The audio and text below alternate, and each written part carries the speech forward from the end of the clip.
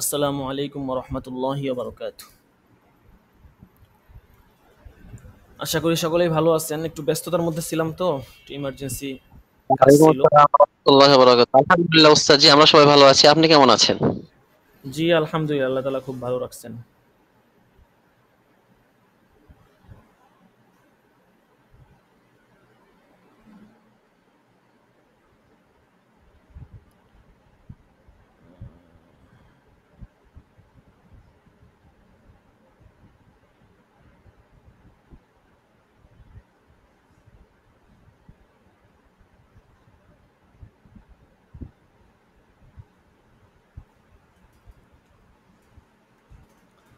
আচ্ছা, তো আজকের পড়া হবে কোন জায়গা থেকে বলতে পারবেন কেউ? দেখি তো কেউ বলতে পারেন কিনা।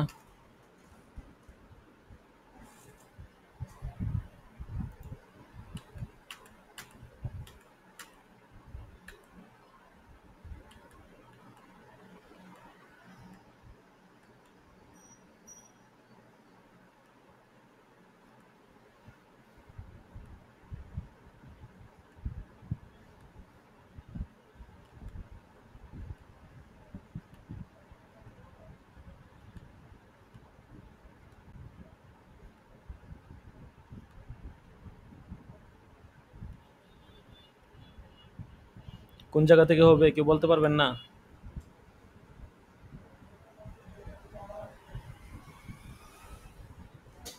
হুম।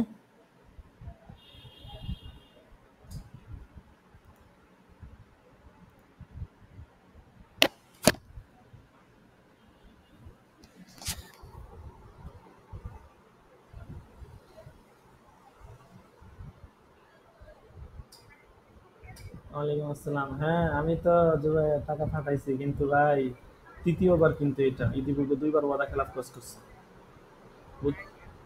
মাথায় থাকবো তো নাকি? হ্যালো, ভাই দাঁড়ান, মাথা থাকবো তো নাকি? শোনো কি কই?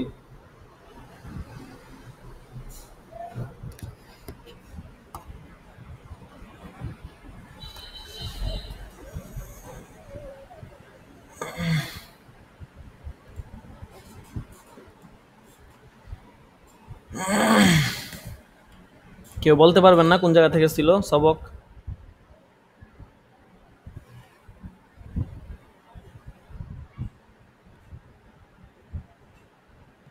ওস্তাদ, তো হুম। সুদ সম্পর্কে তো আলোচনা হচ্ছে। রিবা রিবা বুঝলাম সম্পর্কে না। গত ক্লাসে আলোচনা হয়েছে তো। রিবা রিবা রিবা হ্যাঁ, সুদ বিষয়ে রিবা সম্পর্কিত। আলোচনা, জি। রিবা সম্পর্কিত আলোচনা রিবা কোথায় আর কোন নাসিয়া জায়গায়? ওস্তাদ জি, রিবা আর নাসিয়ার সংজ্ঞা ও বিশ্লেষণ করতে হবে। রিবা ফল এবং রিবা নাসিয়া। জি জি, রিবা আর নাসিয়ার সংজ্ঞা ও বিশ্লেষণ। আচ্ছা। ওস্তাদ জি, এই বইটা পিডিএফ দেওয়া হয়নি। এই বইটা পিডিএফ দিলে ভালো হতো ওস্তাদ জি। আচ্ছা, আমাকে বললেন, আমি দিয়ে দিব গ্রুপে, সমস্যা নাই। আচ্ছা, এই বইটা পাওয়া যায়।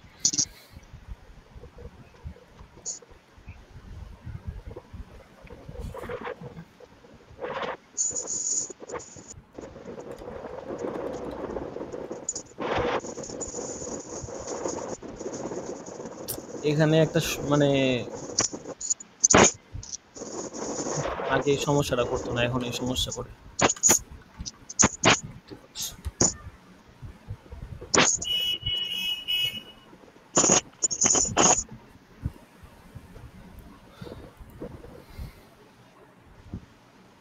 এই যে আপনার কি একটা এক্সট্রাইটিং টু পি ফ্রম পিডিএফ, এটার কারণে অনেক পেজগুলো লোড হইতে সময় নেয়।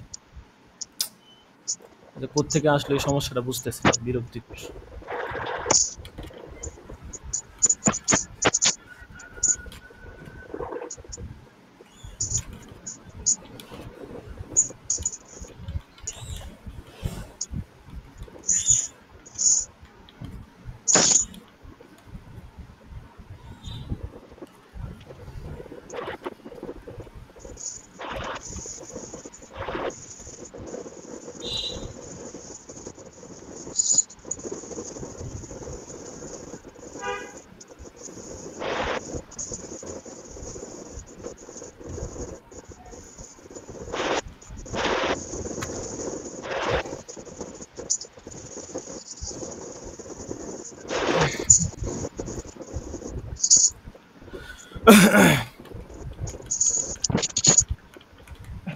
দেখেন, বিসমিল্লাহির রহমানির রহিম।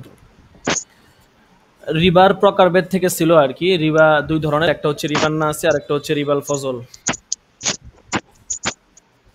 রিবান নাসিয়া জি হচ্ছে নাসিয়া নিয়ে আর জি, এটা নিয়ে জি বলেন। জি, এটা নিয়ে আলোচনা জি, এখান থেকে হ্যাঁ হ্যাঁ, এখান থেকে, হ্যাঁ ধরেন এখান থেকে হবে। তো দুই প্রকার রিবা, একটা হচ্ছে রিবান নাসি আর একটা হচ্ছে রিবাল ফদল, ঠিক আছে। তো এটা আমরা পড়ছিলাম কিছুটা, যে রিবান নাসিয়া বলা হয় যেটা মেয়াদি ঋণের সুদ, ঠিক আছে। অর্থাৎ ঋণের ক্ষেত্রে সময়ের ব্যবধানে মূলধনের উপর ধার্যকৃত অতিরিক্ত অংশ। সে ঋণ নগদ অর্থ হতে পারে, আবার পণ্যও হতে পারে। তবে মনে রাখতে হবে কেবল ঋণের ক্ষেত্রে রিবান নাসির উদ্ভব ঘটে। এরপরে রিবাল ফজল পড়ছিলাম, এটাও পড়া হয়েছিল। তো রিবান নাসিয়ার সংজ্ঞা বিশ্লেষণ এবং এটা রিবান নাসিয়া সম্পর্কে বিস্তারিত আলোচনা এখান থেকে হবে আর কি। দেখেন, নাসিউন শব্দের অর্থ হচ্ছে মেয়াদ, সময়, নেওয়া, বাকি দেওয়া বা দেরি করা। সুতরাং রিবান নাসিয়া হচ্ছে যে রিবা মেয়াদ বা সময়ের অনুপাতে ঋণের উপর নেওয়া হয়, এই হিসাবে রিবান নাসিয়ার অর্থ হচ্ছে মেয়াদি ঋণের সুদ। পবিত্র কুরআন একই সাকুল্যে নিষিদ্ধ নাসিয়ার নিষিদ্ধ ঘোষণা করেছে, সেজন্য একে রিবাউল কুরআনও বলা হয়, রিবাউল কুরআনও বলা হয়। অন্যদিকে অজ্ঞতার জাহিলিয়াতের যুগে এই প্রকার লেনদেন রিবারূপেই পরিচিত ছিল, সেজন্য একে রিবাল জাহিলিয়াতও বলা হয়। আচ্ছা, মানে রিবান নাসিয়াকেই রিবাল কুরআন, রিবাল জাহিলিয়াতও বলা হয়, এটা হচ্ছে মূল কথা আর কি। তারপরে বিভিন্ন মনীষীগণ রিবান নাসিয়া যে সংখ্যাটা দিয়েছেন সেটাও তো আমরা এখানে কিছুটা বলছিলাম। কুল্লু কর্জেন জাররা মানফাআন ফাহুয়া ওয়াজহু মিন উজুহির রিবা, এগুলোও কিছুটা আমরা এখানে পড়ছিলাম।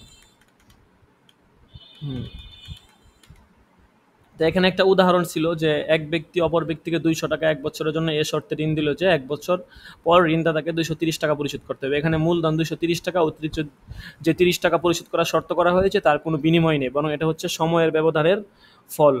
এটাই হচ্ছে রিবান নাসিয়া। এরপর রিবান নাসিয়া নিষিদ্ধতার কারণ কি, তো এখানেও কিছুটা পড়া হয়েছিল যে আপনার রিবান নাসিয়া কেন নিষেধ করা হয়েছে। কারণ জাহিলি যুগে রিবান নাসিয়া যে নিষিদ্ধ হারাম, এ ব্যাপারে কারো কোনো ইখতিলাফ নাই, বরং সকল মুসলমানদের মধ্যে সর্বসম্মত ঐক্যমত প্রতিষ্ঠিত হয়েছে। কোনো সময় এর মধ্যে কোনো প্রকার সংশয় বা সন্দেহ দেখা যায়নি। পরবর্তী নবী রাসূলগণের শরীয়তেও রিবান নাসিয়া নিষিদ্ধ ছিল, যার প্রমাণ প্রাচীন ধর্মপুস্তকগুলোতে রয়েছে। যেমন প্রাথমিক পর্যায়ে সুদের বিধিবিধান কেবলমাত্র ঋণের মধ্যে সীমাবদ্ধ ছিল, অর্থাৎ ঋণের ক্ষেত্রে দেয় ঋণের অতিরিক্ত যা কিছু আদায় করা হতো, যেরকমভাবে উসামা বিন যায়েদ রাসূল সাল্লাল্লাহু আলাইহি ওয়াসাল্লাম হাতে বর্ণনা করেছেন, ইন্নামার রিবা ফিন নাসি, অর্থাৎ রিবা বা সুদ কেবলমাত্র ঋণের সাথেই সম্পৃক্ত। পরবর্তীতে আল্লাহর রাসূল যে সকল জিনিসের ক্রয় বিক্রয়, আদান প্রদান ও বিনিময়ে সুদের অনুপ্রবেশ সম্ভাবনা রয়েছে সেগুলোও একটি সতর্কতা ও নিবারণমূলক ব্যবস্থা হিসেবে নিষিদ্ধ ঘোষণা করেছেন, যাতে মানুষ সুদের ধারে কাছেও যেতে না পারে। রিবান নাসিয়ার নিষিদ্ধতা সম্পর্কে পবিত্র কোরআনের আয়াতসমূহের তালিকা নিম্ন। এখানে রিবান নাসিয়ার আয়াতের তালিকা দেওয়া হয়েছে, ঠিক আছে। এগুলো তো পড়া হয়েছিল। এরপরে রিবান নাসিয়ার বৈশিষ্ট্য, এগুলোও আমরা পড়ছিলাম, এগুলো পড়া হয়েছে। এরপরে হচ্ছে রিবাল ফদলের সংজ্ঞা।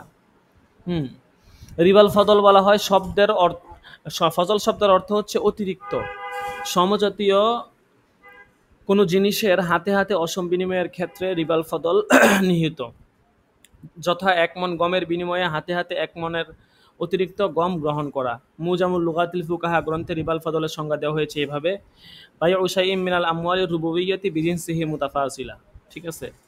কিতাবুল ফিকহ আলাল মাসাহিবিল আরবা গ্রন্থে বলা হয়েছে, হুয়া জিয়াদাতু আহাদিল বাদালাইনিল মুতাজালিসাইনি মিন গায়রি আই ইউকাবিলা হাযিহি জিয়াদাতি ইওয়াজিন, যে একই জাতীয় কোনো জিনিসের একই মজলিসে পারস্পরিক লেনদেনের সময় কোনো বিনিময় ব্যতীত এক পক্ষ কর্তৃক যে অতিরিক্ত মাল গ্রহণ করা হয় সেই অতিরিক্ত মাল বা অংশকে বলা হয় রিবাল ফদল। আচ্ছা, তো রিবাল ফদল এটা হচ্ছে আপনার টাকার ক্ষেত্রে হয় না। রিবান নাসিয়াটা হয়ে থাকে টাকার ক্ষেত্রে, অর্থের ক্ষেত্রে, টাকা পয়সার ক্ষেত্রে, কিন্তু রিবাল ফজলটা এটা আপনার হচ্ছে জিনিসের বিনিময়ে হয়ে থাকে, কোনো জিনিসের মোকাবেলায়, ঠিক আছে, এটা মাথায় রাখতে হবে। তো এখানে বলতেছে রিবাল ফদলের সংজ্ঞা এভাবে দেওয়া যায় যে ওজন বা পরিমাপের দ্বারা পরিমাণ নির্ধারণ করা হয় এরূপ সমজাতীয় কোনো জিনিসের হাতে হাতে ক্রয় বিক্রয় বা লেনদেনকালে কোনরূপ বিনিময় ব্যতীত যে অতিরিক্ত মাল গ্রহণ করা বা প্রদান করা হয় তাকে রিবাল ফদল বলা হয়।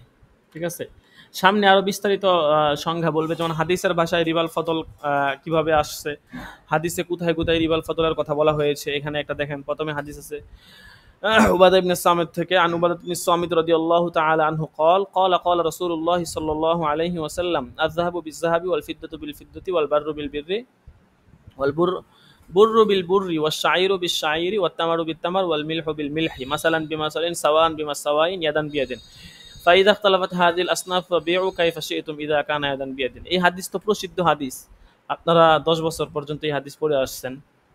তো এইটা ছিল আপনার রিবাল ফদল সম্পর্কে একটা প্রসিদ্ধ হাদিস। তারপরে আরেকটা হাদিস আছে, এটাও এরকমই কাছাকাছি, এটার সনদটা ভিন্ন আর কি, কিন্তু হাদিস এটার মতোই। হযরত আবু সাঈদ খুদরি থেকে বর্ণিত, রাসূল সাল্লাল্লাহু আলাইহি ওয়াসাল্লাম বলেছেন, স্বর্ণের বিনিময়ে স্বর্ণ, রৌপ্যের বিনিময়ে রৌপ্য, গমের বিনিময়ে গম, জবের বিনিময়ে জব, খেজুরের বিনিময়ে খেজুর, লবণের বিনিময়ে লবণ লেনদেন করা হলে সেক্ষেত্রে পরিমাণে সমান সমান কিংবা হাতে হাতে আদান প্রদান করতে হবে। যে ব্যক্তি বেশি দিবে বা বেশি গ্রহণ করবে সে সুদী লেনদেনকারী সাব্যস্ত হবে। এক্ষেত্রে সুদ গ্রহীতা ও দাতা উভয়ে সমান অপরাধী সাব্যস্ত হবে। আচ্ছা, তারপরে আবু সাঈদ খুদরি থেকে আরেকটা হাদিস আনসান আবি সাঈদ আল খুদরি রাদিয়াল্লাহু তাআলা আনহু قال قال رسول الله صلى الله عليه وسلم لا تبيعوا الذهب بالذهب الا مثلا بمثل ولا تشفوا بعضها على بعض ولا تبيعوا الورق بالورق الا مثلا بمثل ولا تشفوا بعضها على بعض ولا تبيعوا منها غائبا بناجس। আচ্ছা, এখানে বলতেছে যে রাসূল সাল্লাল্লাহু আলাইহি ওয়াসাল্লাম বলেছেন, স্বর্ণের বিনিময়ে স্বর্ণ, পরিমাণে সমতা ব্যতি রেখে বিক্রি করো না, সমান সমান করে বিক্রি করবে, এক দিকে অপর দিক অপেক্ষা বেশি করো না। রূপার বিনিময়ে রূপা, পরিমাণে সমতা ব্যতি রেখে বিক্রি করো না, একদিকে অপর দিকে অপেক্ষা বেশি করো না। আর উপস্থিতির বিনিময়ে অনুপস্থিতিকে বিক্রয় করো না, নগদ নগদ বিক্রি করবে, একটা উপস্থিত আর একটা বাকি এরকম বিক্রি করবে না। عن أبي بكرة رضي الله تعالى عنه قال نهى النبي صلى الله عليه وسلم عن الفضة بالفضة والذهب بالذهب إلا سواء بسواء وأمرنا أن تشتري الفضة بالذهب كيف شئنا ونشتري الذهب بالفضة كيف شئنا। হযরত আবু বাকরা রাদিয়াল্লাহু তাআলা বর্ণনা করেছেন, রাসূল সাল্লাল্লাহু আলাইহি ওয়াসাল্লাম রৌপ্যের সাথে রৌপ্যের এবং স্বর্ণের সাথে স্বর্ণের সমতা ব্যতি রেখে ক্রয় বিক্রয় করতে নিষেধ করেছেন। উপরন্তু তিনি বলেছেন, রৌপ্যের সাথে স্বর্ণের ও স্বর্ণের সাথে রৌপ্যের যেভাবে হচ্ছে, অর্থাৎ কম বেশি বিক্রয়, মানে যেভাবে ইচ্ছা তুমি কম বেশি করে বিক্রয় করতে পারো। এরপরে আরেকটা হাদিস, 5 নম্বর হাদিস, আন উমর রাদিয়াল্লাহু তাআলা আনহু قال قال رسول الله صلى الله عليه وسلم الذهب بالذهب ربا الا হা ওয়া হা। আচ্ছা, এই হাদিসে বলতেছে যে রাসূল সাল্লাল্লাহু আলাইহি ওয়াসাল্লাম বলেছেন, স্বর্ণের বিনিময়ে স্বর্ণের সাথে যদি উভয় পক্ষ হতে নগদ লেনদেন না হয় তবে তা সুদী লেনদেন হবে। রূপার বিনিময়ে রূপার সাথে যদি উভয় পক্ষ হতে নগদ লেনদেন না হয় তাহলে সুদী লেনদেন হবে। গমের বিনিময়ে গমের সাথে যদি উভয় পক্ষ হতে নগদ লেনদেন না হয় তাহলে কি হবে? সুদী লেনদেন বলে গণ্য হবে। জবের বিনিময়েও সেম, ঠিক আছে। তারপরে এখানে আরো কিছু হাদিস আছে। আচ্ছা, আমি হাদিসগুলো পড়বো।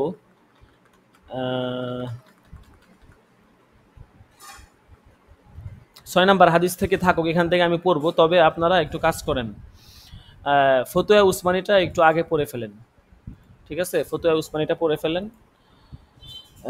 এটা পড়েন, তারপরে ইনশাল্লাহ এটা পড়ে ফেলবো আজকে। ফতুয়া উসমানিটা একটু আগে পড়েন, আমি স্ক্রিনটা শেয়ার করে দিতেছি, আপনারা একটু কষ্ট করে ফতুয়া উসমানিটা বের করেন।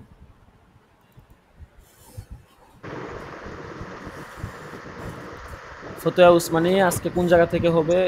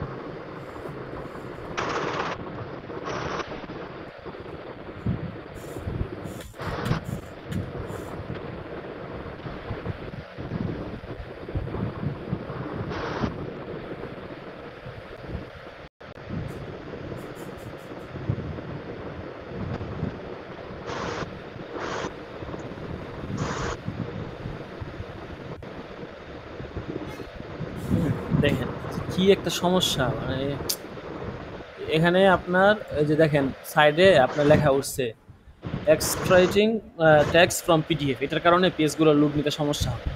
এটা কোথাও মনে হয় সম্ভবত এই কোথাও কোনো সেটিং একটু সমস্যা হয়েছে, যার কারণে আপনার এইটা এরকম সমস্যা দেখা দিচ্ছে আর কি। আগে এটা ছিল না, এখন ইদানিং এই মানে কয়েকদিন থেকে এই সমস্যাটা দেখি, এটা যে আমরা একটা সমাধান করা দরকার।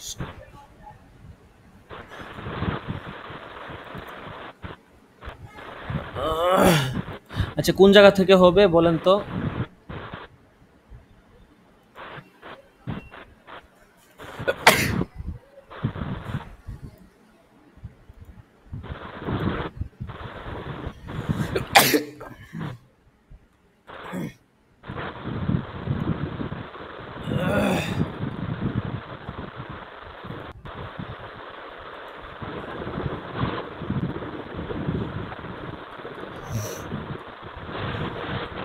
বলেন বলেন কোন জায়গা থেকে হবে?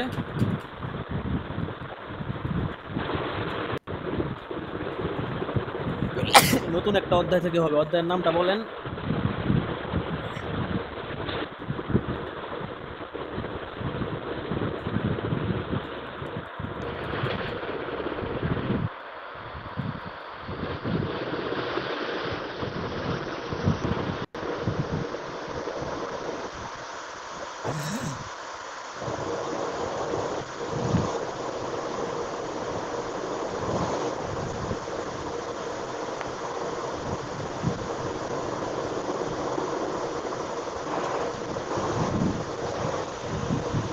ওই যে কিছু বলতেছে না, যিনি পড়ছেন উনি জানেন না কোন জায়গা থেকে হবে?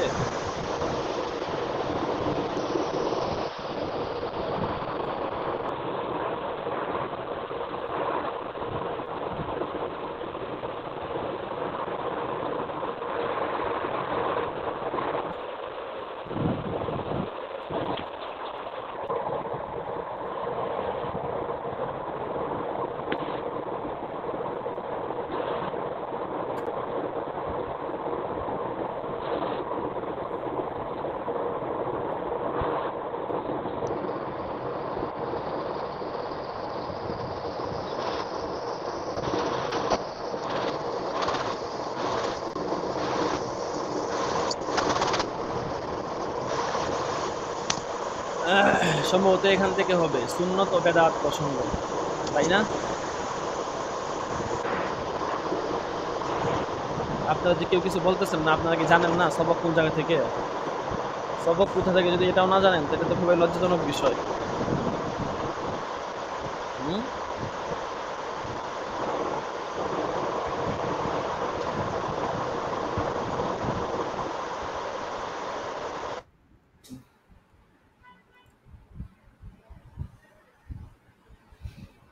পড়েন, একজনে পড়েন, এখান থেকে হবে আমার জানা মতে।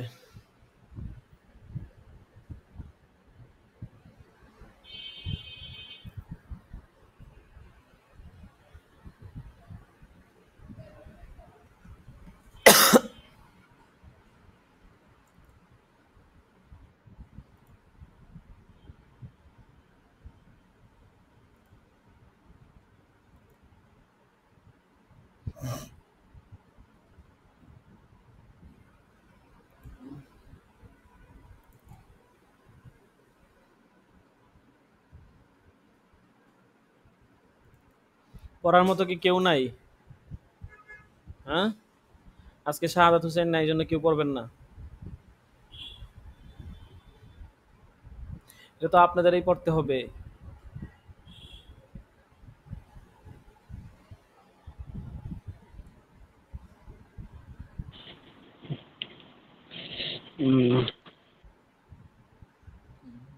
পড়েন, শাহাদাত সাহেব পড়েন। এখান থেকে হবে না, আপনি জানেন না, আপনি না পড়েন সব সময়, তো আপনি কি বলতে পারতেছেন না কোন জায়গা থেকে হবে? হ্যাঁ,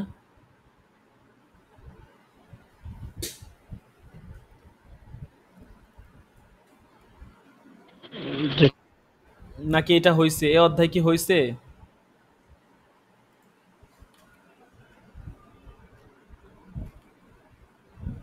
ফাতিহা নিয়াজের হুকুম, মসজিদে সফর করে বুজুর্গে মাজার জিয়ারত করা, নামাজের পরে মেহমানের সাথে মুলাকাত, জশ্নে জুলুস, হয়েছে এগুলো?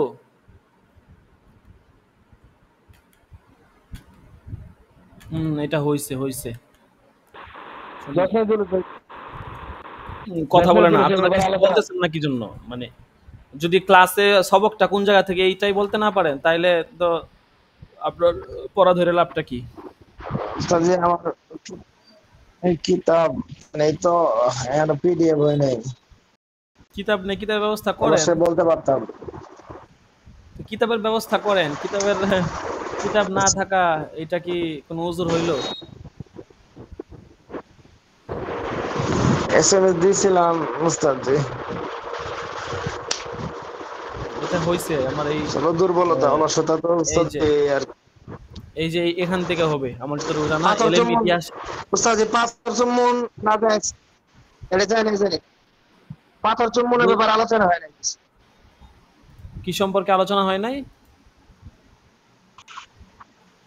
না, ইতিহাস চিকিৎসা সম্পর্কে আলোচনা হয় নাই উস্তাদ। হ্যাঁ, এখান থেকে হওয়ার কথা আর কি। এলএম ইতিহাস, নোয়াসালাম পুত্র ব্যাপার হ্যাঁ হ্যাঁ, এখান থেকেই হবে। এলএম ইতিহাস এবং না, চিকিৎসা এই প্রসঙ্গে নোয়াসালাম তার আগে কি উস্তাদ জি? হুম। এর আগে তো অধ্যায় শেষ, বেদাতের অধ্যায় ছিল এর আগে। বেদাতের অধ্যায় ওই আমাদের জোসের ধারণা জুলুসের হয়ে ব্যাপারে গেছে। আলোচনা হয়েছে। হ্যাঁ, এগুলা হইছে। তাহলে আপনারা যে এই যে নূহ বলতে আলাইহিস পারেন সালামের না, পুত্রের ব্যাপারে হ্যাঁ, তো তো খুবই দুঃখজনক কথাবার্তা।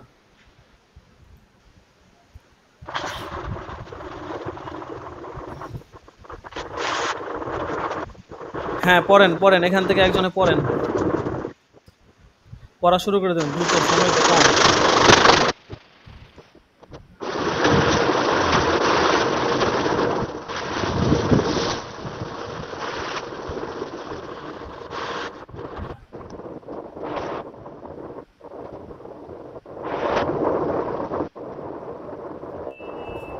পড়েন একজনে। বিসমিল্লাহির রহমানির রহিম। উস্তাদ শোনা যাচ্ছে? হ্যাঁ, শোনা যাচ্ছে। তো আপনি না পড়লেন, তা আপনি বলতে পারতেছেন না কোন জায়গা থেকে হবে? হ্যাঁ, না উস্তাদ জি, আমি তো এর আগে তো পড়ি নাই, আমি ওই শেষে চলে গেছিলাম। তো কে পড়ছিল জানি শেষের অধ্যায়টা, জানি কে যেন পড়ছিল, কি যেন নাম ভুলে গেছি। আচ্ছা, পড়েন এখান আমি থেকে প্রথমে হইবে। পড়ছিলাম। হ্যাঁ, পড়েন এখান থেকে হবে। এলএম ইতিহাস এবং চিকিৎসা প্রসঙ্গে এখান থেকে হবে, পড়েন। এলএম ইতিহাস এবং চিকিৎসা প্রসঙ্গ। কেনন কি পড়তে হযরত নূহ থাকেন। আলাইহিস সালাতু ওয়াস সালামের আপন পুত্র ছিল? সওয়াল। কেনন কি হযরত নূহ আলাইহিস সালাতু ওয়াস সালামের আপন পুত্র নাকি অন্য কোন সূত্রে? জবাব, হযরত নূহ আলাইহিস সালাতু ওয়াস সালামের যে কোন ইতিহাসবিদ তার নাম কেনান উল্লেখ করেছেন। হাফেজ ইবনে কাসির রহমাতুল্লাহ তার ইতিহাস গ্রন্থে লিখেছেন, এই ছেলেটির নাম ছিল ইয়াম, সাম, হাম ও ইয়াফেসের ভাই। কারো কারো মধ্যে তার নাম ছিল কেনান, সে ছিল কাফির এবং সে অন্যায় কাজ করত। আল বিদায়া ওয়ান নেহায়া, এই ছেলেটিও ডুবেছিল। বাহ্যত আয়াত থেকে যেমন বোঝা যাচ্ছে ওয়ানাদা নূহুন ইবনাহু, তবে অন্য এক কেনান নূহ পুত্র হামের ছেলে ছিল। তার স্বামীর ব্যবস্থাপনায় কেনান নাম পরিচিত হয়েছে। ইজমা আউর বাবে ইজতিহাদ নামক গ্রন্থের হুকুম এবং ইজমার হাকিকত। সওয়াল, ইসলামে ইজতিহাদের সাংবিধানিক নীতিমালা এবং চার ইমামের ইজতিহাদের পজিশন। মোহতারাম মুফতি মোহাম্মদ শফি সাহেব কোরআনে সূরা নিসার আয়াত 4 ও 115 এবং হাদিস এর তাফসীর করতে গিয়ে বলেছেন, ইজমার অধিকার সম্যকভাবে পুরো উম্মতের রয়েছে, বিশেষ কোনো তবকা বা দলের নয়। দলিল হিসাবে এই বিষয়টি মেনে নেওয়া যেতে পারে যে আলোচনাধীন মাসলা যেটাই হোক না কেন, যদি উম্মতের বড় অংশ প্রকৃতির বিপরীত চলে যায়, তাহলে কোনো ইজমা পারিভাষিক অর্থে পূর্ণতার দৌড় গোড়ার পৌঁছতে পারবে না। কিন্তু ইসলামী ইতিহাসের পুরোটা জুড়ে কখনো এমনটা ঘটতে পারেনি, বরং কার্যত এমনটা হওয়া অসম্ভব, কেননা ইজমা একটি ইসলামী শাস্ত্রী এবং ফিকহ আমল, যার জন্য মুসলিম উম্মাহকে সবসময় সে আহলে ইলমদের উপর নির্ভর করতে হবে, যারা এই বিভাগে প্রয়োজনীয় যোগ্যতা এবং বিশেষ পাণ্ডিত্যের অধিকারী। ইজমা और বাবে ইজতিহাদ লেখক কামাল ফারুকী, তর্জমা মাজহারউদ্দিন সিদ্দিকী এর তাফসীরের বিশ্লেষণ অনুসারে নিম্নের নতিজাগুলো বের করেন। এক, নীতিগতভাবে ইজমার অধিকার মুসলিম উম্মাহ সবার সংরক্ষণ করে কোনো বিশেষ তবকা বা দল নয়। কিন্তু যেহেতু ইজমা একটি শাস্ত্রীয় এবং ফিকহি কাজ, সেহেতু এই কাজে শুধু মুসলিম উম্মাহর ফিকহবিদ এবং আলেম শ্রেণীর আঞ্জাম দিতে পারে, যারা কোরআন ও সুন্নাহ এবং অন্যান্য উৎস থেকে ফিকহি ও কানুনি ব্যাখ্যা বের করতে দক্ষ। ৩, যেহেতু মুসলিম উম্মাহ সামগ্রিকভাবে এই শাস্ত্র সম্পর্কে দক্ষ নয় এবং তারা এই কাজ আঞ্জামও দিতে পারে না, সেহেতু মুসলিম উম্মাহ নীতি নির্ধারণ এই অধিকার এই দায়িত্ব আলেম ও ফকিহ শ্রেণীকে অর্পণ করেছে। এই দক্ষ শ্রেণী নির্বাচন ও শনাক্তকরণের বিশেষ কোনো প্রক্রিয়া মুসলিম সমাজে নির্ধারিত বা প্রচলিত নেই। সর্বোচ্চ খেলাফত রাষ্ট্রীয় যুক্তি নজির হিসেবে একটি উদাহরণ হতে পারে, কিন্তু হুজ্জত নয়। ৪, এর জন্য আলেম ও ফকিহ শ্রেণীর ব্যাখ্যা এবং ইজমার উপর মুসলিম সমাজের ইজমা অক্ষুণ্ণ হওয়া যৌক্তিকভাবে আবশ্যক ও ওয়াজিব। ৫, কিন্তু ধরে নেওয়া যাক এরপরও যদি উম্মতের বৃহত্তম অংশ ফকিহদের ইজমা বিপক্ষে অবস্থান নেয়, তাহলে কোনো ইজমা পারিভাষিক অর্থে পূর্ণতা দোরগোড়ায় পৌঁছতে পারবে না। ৬, অনুরূপভাবে ধরে নেওয়া যাক যদি উম্মতের বৃহত্তর অংশ আলেম ও ফকিহ শ্রেণীর বরখেলাপ অর্থাৎ আলেমদের ইজমা বরখেলাপ কোনো ব্যাখ্যা বা ফয়সালার উপর একমত হয়ে যায় এবং তার উপর উলামা ফুকাহাদের কোনো তাইয়িদ না থাকে, তাহলে সেই ইজমা প্রতিষ্ঠিত এবং পরিপূর্ণ হতে পারে না। কাজে ৫ ও ৬ কোনো সূরতেই যেহেতু ইজমা প্রতিষ্ঠিত হতে পারে না, অতএব এই দুই সূরত হুজ্জত হতে পারবে না। ৭, সুতরাং ৫ ও ৬ নম্বর বিভাজন থেকে একটি প্রকাশ পেল যে আলেম ও ফকিহ শ্রেণী এবং মুসলিম উম্মাহর উভয়ের ইজমা কার্যকরণের শক্তি আছে, অর্থাৎ তাদের ফয়সালা প্রতিষ্ঠিত করা হক থাকা জরুরি। যদিও এই হক কেবল তখনই থাকতে পারে যখন আলেম শ্রেণীর এক বৃহৎ অংশ একমত হবে। আর উভয় তবকার অবস্থান পরামর্শ কাউন্সিলের মতো কখনো নয়, যার ফয়সালা গ্রহণ বা রদ করার অধিকার থাকবে তৃতীয় অর্থাৎ শাসক শ্রেণীর, যাকে উম্মত নির্বাচন করেনি, শনাক্ত করেনি, বরং রাজনৈতিক প্রভাবের কারণে বাধ্য হয়ে কবুল করা হয়েছে।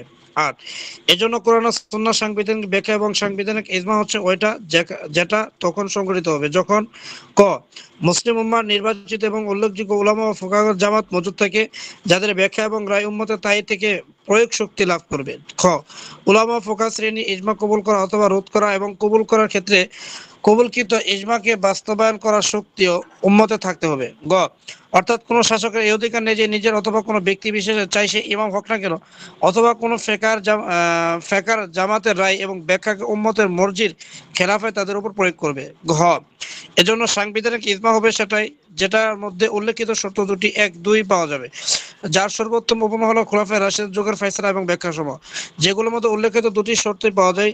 এখন এমন এক যুগে যেমন বনি উমাইয়া ও বনি আব্বাসিয়া এবং পাকিস্তানের বর্তমান যুগ ব্যতিক্রম নয়, যখন এক উম্মতের মর্জি খেলাফ এবং ইসলামের রাজনৈতিক নীতি পুরোপুরি বিপরীত, শুধু প্রভাব ও শক্তি বলে একজন খানদানি সদস্য অথবা দলের দেশের রাজনৈতিক বাগডোরের উপর প্রতিষ্ঠিত হয়েছে। ফুকাহা ও উলামা শ্রেণী বর্তমান নেই, মজুদ থাকলেও ইমামতের পক্ষ থেকে নির্বাচিত বা শনাক্তকৃত নয়। ব্যক্তিগত ইলম ও বৈশিষ্ট্য এবং চরিত্র কর্মতৎপরতার ভিত্তিতে উম্মতের কাছে উলামা শ্রেণীর কোনো মাকাম রাখলে নিজের ফয়সালা ব্যাখ্যার প্রয়োগ করার শক্তি তারা রাখে না। গ অথবা শাসকের ভিতরে দল ও গোষ্ঠীর প্রভাব বেশি এবং উলামা শ্রেণীর অবস্থান শুধু পরামর্শ কাউন্সিলের মতো, তাদের ফয়সালা এবং ব্যাখ্যাসমূহ গ্রহণ বা বর্জন করার অধিকার লালন করে শাসক ব্যক্তি বা দল। ৩, এবং কোনো ফয়সালা গ্রহণ বা বর্জন করা এবং প্রয়োগ করার কোনো শক্তি মুসলিম উম্মার নেই। উল্লেখিত সূরাতে উলামা ফুকাহা একটি জামাত, যাদের ইলমি অবস্থান এবং কর্মতৎপরতা শ্রেষ্ঠত্ব স্বীকৃত হওয়া সত্ত্বেও তারা উম্মতে অনির্বাচিত এবং অশনাক্তকৃত অথবা ব্যক্তিবিশেষ নিজস্ব গণ্ডিতে ইজতিহাদ করে থাকেন এবং তার ইজতিহাদের উপর গরিষ্ঠ সংখ্যার ক্ষুদ্র গ্রুপ সম্মিলিত হয়, তাহলে এই ইজমা কি ইসলামের রাজনৈতিক সাংবিধানিক নীতির আলোকে, যার উপমা খেলাফত আল মিনহাজিন নবুয়া অর্থাৎ খেলাফতে রাশেদা যথার্থ, মানে এর মধ্যে কি ৮ নম্বর তত্ত্বেও উভয় সত্য পাওয়া যায়? যদি এটা সাংবিধানিক না হয় তাহলে এর অবস্থান হবে আকস্মিক। তারপর যখন ইসলামের রাজনৈতিক ভিত্তি খেলাফতে আল মিনহাজ নবুওয়াত এর উপর স্থাপিত হবে, যেখানে ৮ নম্বর তত্ত্বে বর্ণিত উভয় শর্ত পাওয়া যাবে, তখন সেই ব্যাখ্যা এবং ইজতিহাদকে মুসলিম উম্মাহ এবং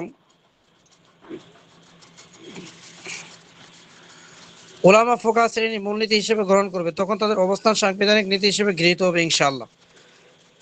তবে যদি তত্ত্ব প্রথম, দ্বিতীয়, তৃতীয় এবং তত্ত্ব নং ৮ এর সবকিছু গলত হয় অথবা ইসলামের রাজনৈতিক নীতির জন্য প্রয়োজনীয় না হয়, তাহলে কেমন যেন ইসলামের ইজমা এবং ইজতিহাদে কোনো সাংবিধানিক নীতি নির্ধারিত নেই এবং প্রত্যেক ওই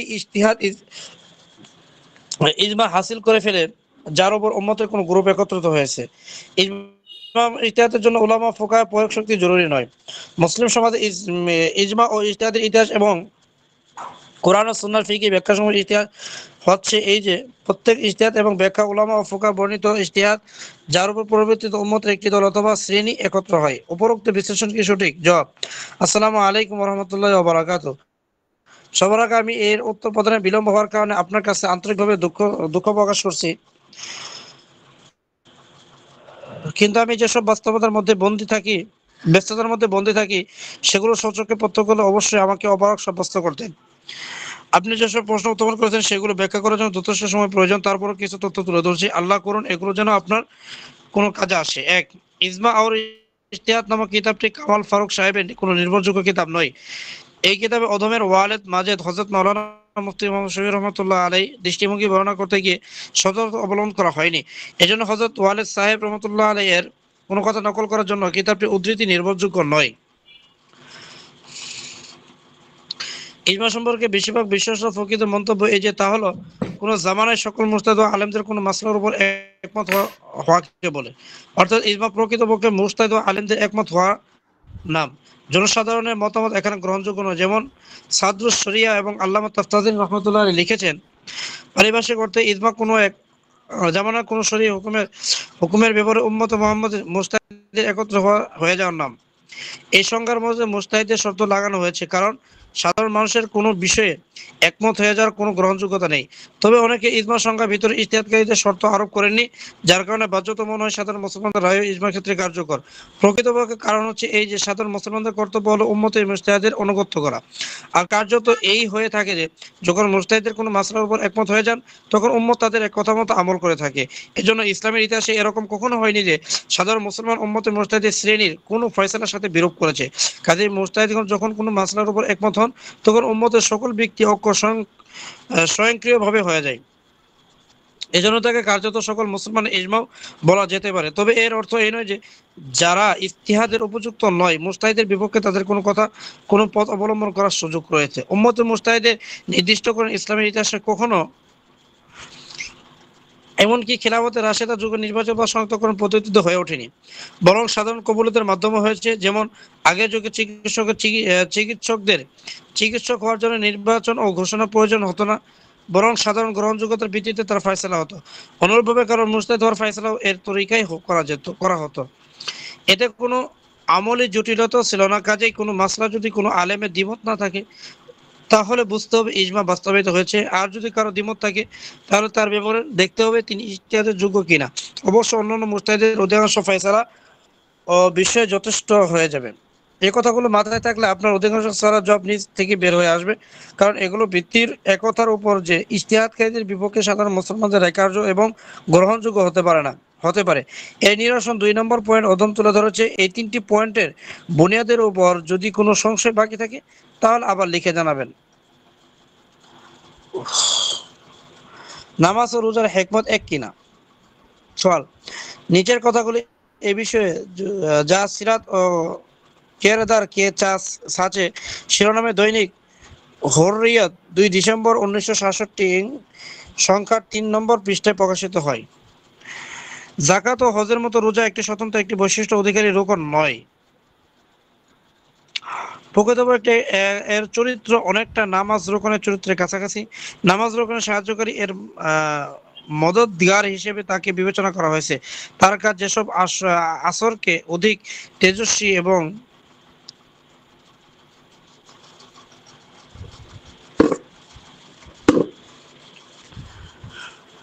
সুদৃঢ় করে, যেগুলো নামাজের দ্বারা মানুষের জীবনে আপত্তিত হয়।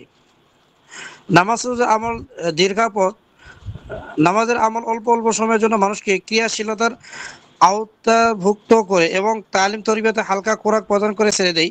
রোজা বছরে একবার অসাধারণ দীক্ষা পদ্ধতি, যা মানুষকে প্রায় ৭২ ঘন্টা নিজস্ব ডিসিপ্লিনের জাতা করে কষে রাখে, যাতে দৈনন্দিন সাধারণ দীক্ষার মধ্যে কার্যকারিতা আছে তা সুদৃঢ় হয়।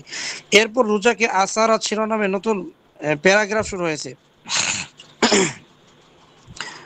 নিজের পক্ষ থেকে আহ, মরহুম মরহুম সম্পর্কে কিছু লেখা অনুচিত মনে করছি, কিন্তু জবাবে যেহেতু বলা হয়েছে এবারতের মফহুম অস্পষ্ট, এজন্য কিছু আরজ করা জরুরি মনে করছি। এবারতের প্রথম বাক্য নাহি হাই কথাটি দিয়ে শেষ হয়েছে। রোজা স্বতন্ত্র বৈশিষ্ট্যের অধিকারী রোকন হওয়ার বিষয়টি নিঃশর্তভাবে অস্বীকার করছে। তারপর বোঝা যায় সাধারণ মানুষের মাঝে এই ভুল ধারণা তুলে ধরা হচ্ছে যে রোজাকে স্বতন্ত্র রোকন বলা হয়েছে, কারণ রোজার মেজাজ একটা স্বতন্ত্র রোকনের মতোই। অন্যথায় হাকিকত হচ্ছে যে রোজাকে সালাত রোকনের সহায়ক এবং সম্পূরক অবস্থান দেওয়া হয়েছে। হি শব্দটি রোজার অবস্থানকে সীমিত এবং নির্দিষ্ট করে দেয়। এবারতের বাকি অংশ এই সীমিত অবস্থান সাবেত করার জন্য পেশ করা হয়েছে। মোট কথা শুরুতে না বাচক শব্দ এবং তারপরে বিশ্লেষণে হি শব্দ কমপক্ষে এই অর্থে প্রকাশ করে। সব উল্লেখিত এবারতের মাধ্যমে নামাজ এবং রোজার হেকমত বয়ান করতে গিয়ে বলা হয়েছে রোজার হেকমত কাছাকাছি, তাই যা নামাজের হেকমত ছিল একথা বলে মানুষকে দীক্ষা দেওয়ার উদ্দেশ্য। রোজাকে হেকমতের বিবেচনা নামাজের সম্পূরক সাব্যস্ত করা যদিও বারবার ভাববার বিষয়। সত্য কথা হলো রোজা সম্পূর্ণ আলাদা স্বাতন্ত্র্য ইবাদত এবং তার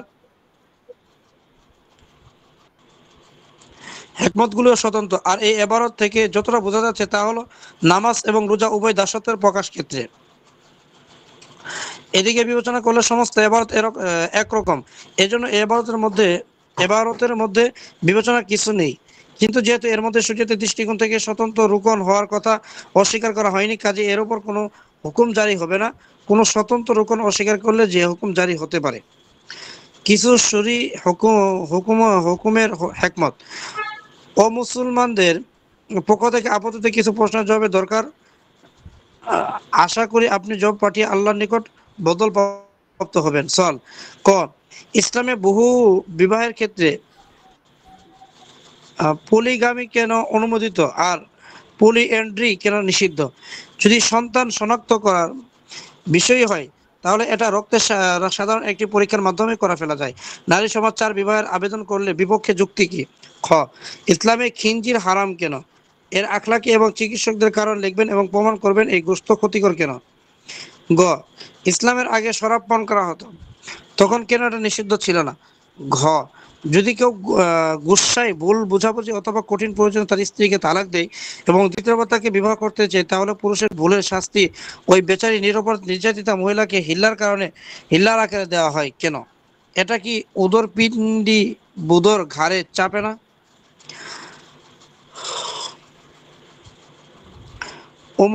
ইসলামে মাআযাল্লাহ নারীকে নিচু নিচু সৃষ্টি ভাবা হয় কেন? যেমন সম্পত্তি অর্ধেক অংশ, অর্ধেক সাক্ষ্য, আকিকার ক্ষেত্রে আধা কুরবানি, তালাকের অধিকার না থাকা, যদি খোলা করতে চায় তাহলে নিজের মোহর থেকে নিরাশ হতে হয়, ইত্যাদি ইত্যাদি। যাও আপনার প্রশ্নগুলোর উত্তর আগে দুটি মৌলিক নীতি পেশ করছি।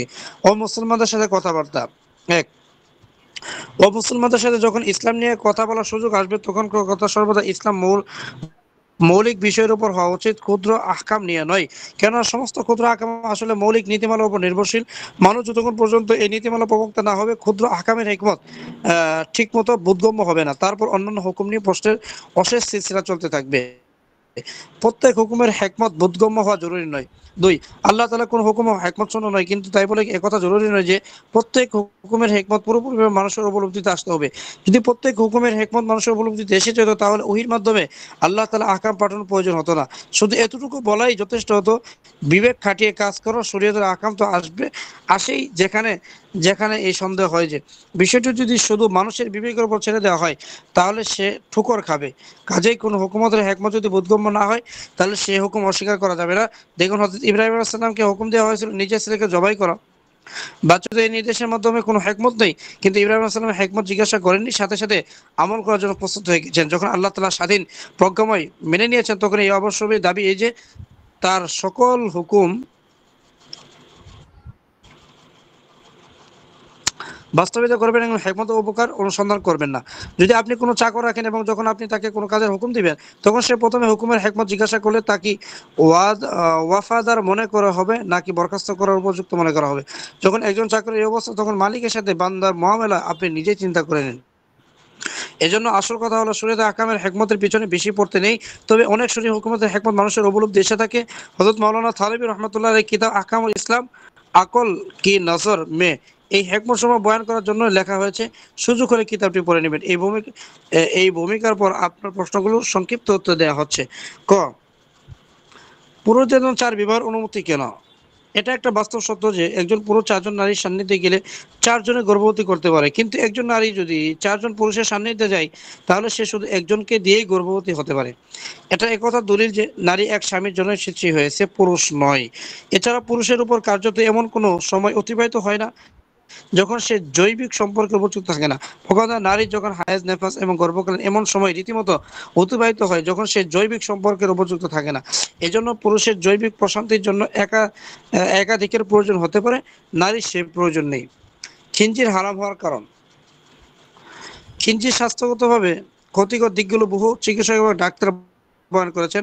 আখলাকি ক্ষতি এই যে এ কারণে পণ্ড শক্তি বৃদ্ধি পায়, যার বাস্তব নমুনা আপনি পাশ্চাত্য দিবারাত্রি প্রত্যক্ষ করবেন।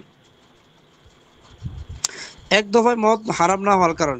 ইসলাম আহকাম ক্রমান্বয়ে এসেছে, এক দফায় সকল হুকুম এলে আমল মুশকিল হয়ে যেত, এজন্য অল্প অল্প করে অভ্যাসগুলোকে ছাড়ানো হয়েছে। ওস্তাদজি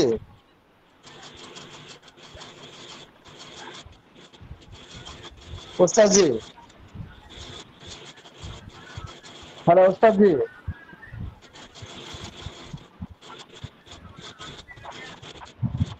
ওস্তাদ যে মনে হয় লাইনে নাই। জি জি বলেন। আচ্ছা, খিঞ্জিরের ব্যাপারটা আরেকটু আপনি হ্যাঁ বললে বলেন, ভালো আছে হতো। তো বলেন। আর যেমন খিঞ্জিরের স্বাস্থ্যগত দিকগুলো বহু চিকিৎসা এবং ডাক্তারের বয়ান করেছে। আখলাই এবং এই যে কারণে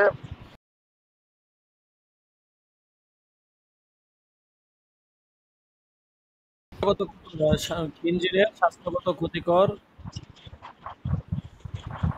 দিকগুলো এবং বহু চিকিৎসক ডাক্তার বহু চিকিৎসক এবং ডাক্তার ডাক্তার বয়ান করেছেন। করেছেন। তো কি কি জানতে চাইছেন?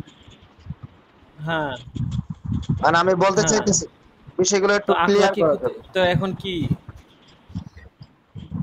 হ্যাঁ ক্লিয়ার, এটা তো পশু শক্তি হইতাছে বৃদ্ধি আপনার, পায়। আপনি নেটে সার্চ দিলেই পাইবেন। খিঞ্জিরের স্বাস্থ্যগত ক্ষতিকর দিক কি? হ্যাঁ হ্যাঁ এগুলাই আর কি, এগুলাই তো, এগুলো তো আর মানে মানে অস্বাভাবিক কিছু পশু না। শক্তি বৃদ্ধি পায়। আর আখলাকি ক্ষতি এই যে এর কারণে পশু শক্তি বৃদ্ধি পায়, যার বাস্তব নমুনা। পশু শক্তি বৃদ্ধি পায় বুঝেন না, মানে একটা পশুর মধ্যে একটা, প্রত্যেকটা পশুর মধ্যে একটা স্বভাব থাকে। খিঞ্জিরের মধ্যে একটা স্বভাব আছে, জি জি জি। পশুত্বের একটা স্বভাব আছে, গরুর মধ্যে একটা স্বভাব। তো আপনি যেই প্রাণীটা ভক্ষণ করবেন ওইটার একটা স্বভাব আপনার মধ্যে থাকবে, ঠিক আছে, এটাই উদ্দেশ্য। মানুষের একটা আসর পড়ে মানুষের উপরে নাকি? আচ্ছা সামনে পড়েন। এক এক দফায় মদ, হ্যাঁ হ্যাঁ এটাই, সামনে পড়েন। এক দফায় মদ হারাম না হওয়ার কারণ। হিল্লা কেন? হিল্লা কেন? হিল্লা বিবাহ কোনো অনুমোদিত কৌশল যা নারীর উপর প্রয়োগ করা হয়, এ আচ্ছা ধারণা ভুল। বরং বিধান হলো এই যে যে ব্যক্তি আল্লাহ তাআলা নির্ধারিত সকল সীমা পরিসীমা পয়মাল করে 3টি তালাকই দিয়ে দিবে, সে এখন এই উপযুক্ত নয় যে কোনো শরীফ নারী তার কাছে থাকবে। এজন্য এখন হুকুম করো না, অন্য কোনো স্বামীর সন্ধান করে নাও। হ্যাঁ, দ্বিতীয় স্বামীর সাথেও যদি বনিবনা না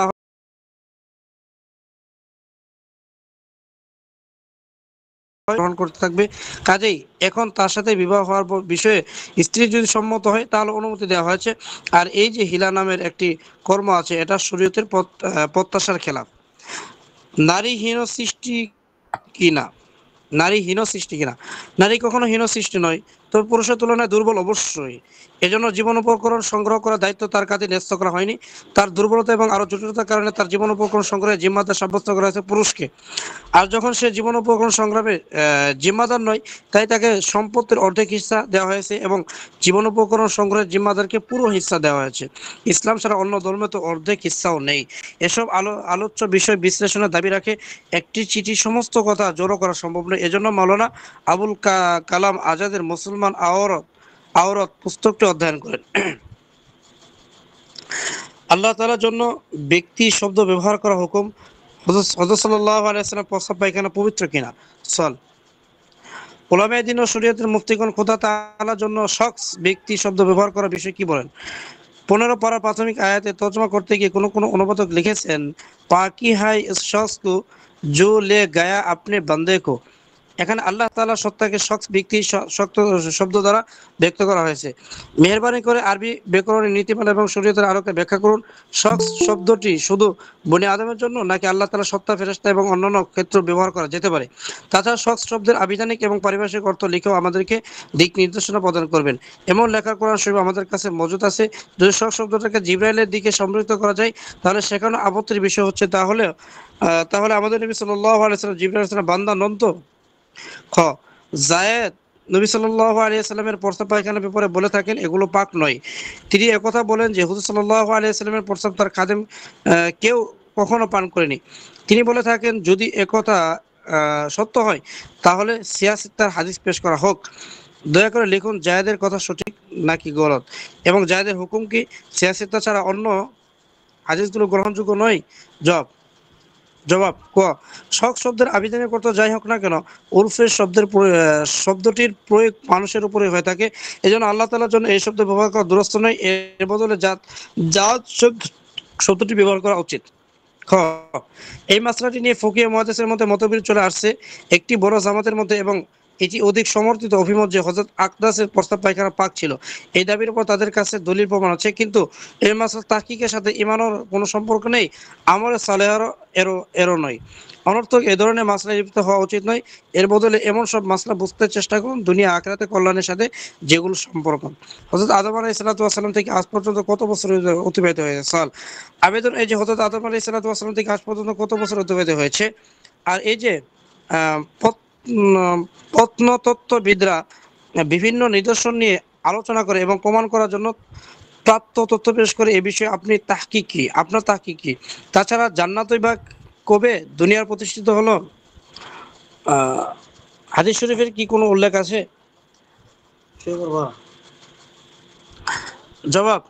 জনাব মোহতারাম, আসসালামু আলাইকুম ওয়া রাহমাতুল্লাহ। পবিত্র কোরআন অথবা হাদিসের শরীফে একথা উল্লেখ নেই যে হযরত আদম আলাইহিস সালাতু ওয়াস সালাম এ পর্যন্ত কত বছর অতিবাহিত হয়েছে। এজন্য এর বিশ্লেষণের পিছনে পড়া জরুরি উপকারীও নয়। বিভিন্ন জড় পদার্থ এবং উদ্ভিদের ব্যাপারে যেসব বৈজ্ঞানিক তথ্য সামনে চলে আসে সেগুলো শুধু অনুমানের উপর নির্ভরশীল। পুরনো যেসব নিদর্শন পাওয়া যায় সেগুলো হাকিকত আল্লাহ তাআলা ভালো জানেন। এতটুকু কথা কোরআন শরীফ থেকে প্রমাণিত আছে যে এই জমিনে মানুষের আগে জিন সম্প্রদায় আবাদ ছিল। যা হোক, এই বিশ্লেষণের উপর কোনো দিনই মাসলা মওকুফ না, এজন্য আমলি মাসলা নিয়ে বেশি ফিকির করা উচিত। ওহুদ এবং হেরা সম্পর্কিত দুটি কাহিনীর জামানা নির্ণয়। আল্লামা ইবনে তাইমিয়া হাফেজ মিজি রহমতুল্লাহ আলাইহির শাগির্দ কিনা? সাল এই চিঠির আগে যদিও আপনার সাথে আমার পত্র মারফত অথবা সরাসরি সাক্ষাৎ হয়নি, আপনার ইলমি গ্রন্থরাজি বিশেষত তাকমিলা ফাতুল মুলহিম এবং দরসে তিরমিজি থেকে অশেষ উপকার লাভ করার কারণে পূর্ব থেকেই জিহনি এবং ফিকরিভাবে আপনার অনেক কাছে এসেছি।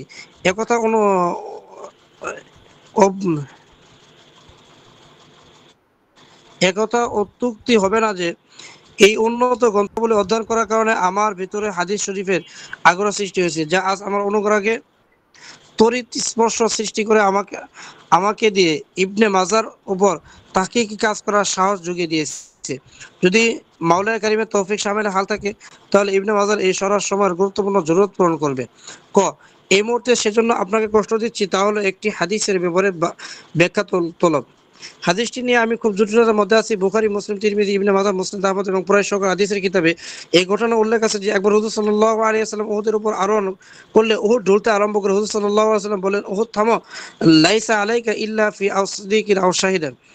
সামনে গিয়ে রাবি ব্যাখ্যা করেছেন যে অমুক সাহাবী হুজুর আকরাম সাল্লাল্লাহু আলাইহি ওয়াসাল্লামের সাথে ছিলেন। এখানে জানার বিষয় দুটি। এক, প্রথমত বুখারী ও মুসলিমের উহুদ শব্দ উল্লেখ আছে, অথচ অন্য হাদিসে হেরা উল্লেখ আছে। এখানে প্রশ্ন জাগে ঘটনা কি একটি নাকি ভিন্ন দুটি? এক্ষেত্রে আপনার উপলব্ধি অবহিত করবেন। দ্বিতীয়, ইবনে মাজাহ বর্ণনায় হুজুর সাল্লাল্লাহু আলাইহি ওয়াসাল্লামের সাথে হযরত সাফিনা ইবনে যায়েদ এবং সাদ ইবনে আবু ওয়াক্কাস রাদিয়াল্লাহু তাআলা আনহুর উল্লেখও পাওয়া যায়, অথচ তিনি সর্বসম্মতিক্রমে শহীদ নন। তাহলে এখানে কি ব্যাখ্যা কি করা যেতে পারে? এখানে একথা উল্লেখ করব যে এই প্রসঙ্গে সকল মুহাদ্দিসিনের আলোচনা আমার গোচরীভূত হয়েছে। এখন আমার বক্তব্য হচ্ছে এখানে ঘটনা একটি বা উহুদ সংঘটিত হয়েছিল, কারণ নবুয়তের পর রাসূল সাল্লাল্লাহু আলাইহি সাল্লামের গাড়ে এরা যাওয়ার কথা জানা মতে কোথাও পাওয়া যায় না। এটা শুধু একটি বক্তব্য যার সপক্ষে আমার কাছে কোনো দলিল নেই, শুধু অনুসন্ধান ধারণার উপর ভর করে এমনটা বলছি। নিশ্চিত ফায়সালা আপনি দিবেন। খ, আরেক কথা হলো, এইমাত্র 1 মাস আগে জাহানে দিদা পড়লাম, আপনি তার মধ্যে তাহজিবুল কামালের রচয়িতা আল্লামা মিজি রহমতুল্লাহ আলাইহির পরিচয় দিতে গিয়ে লিখেছেন আল্লামা ইবনে তাইমিয়া রহমতুল্লাহ আলাইহি তার শাগরিদ। তাহজিবুল কামাল এর 1 বছর আগে আমার দৃষ্টির সম্মুখ দিয়ে অতিবাহিত হয়েছিল।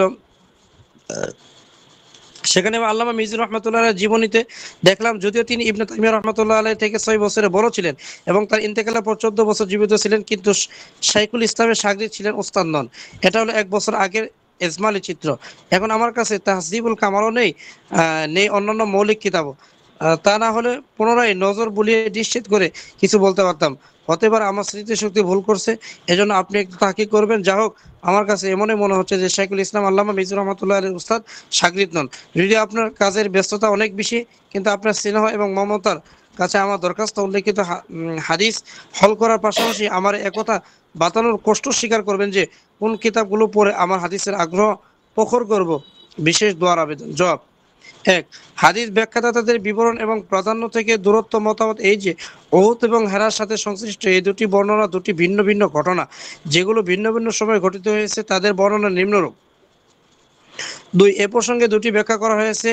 1, এই যে হযরত সাল্লাল্লাহু আলাইহি ওয়াসাল্লামের ভাষ্য আধিক্যের উপর প্রযোজ্য, সুতরাং উল্লেখিত বুজুর্গ বেশিরভাগ শাহাদাতের দরজা লাভ করেছেন। 2, এই যে শাহাদাত ব্যাপক, অর্থাৎ প্রকৃত শাহাদাত, রূপক শাহাদাত উভয়কে শব্দটি অন্তর্ভুক্ত করে। এজন্য অনেকে তো প্রকৃত শাহাদাতকে লাভ করেছেন, কিন্তু অনেকে পেয়েছেন রূপক অর্থে শাহাদাত। যেমন এমন রোগে মৃত্যু হয়েছে যার উপর শাহাদাতের হুকুম প্রযোজ্য হয়।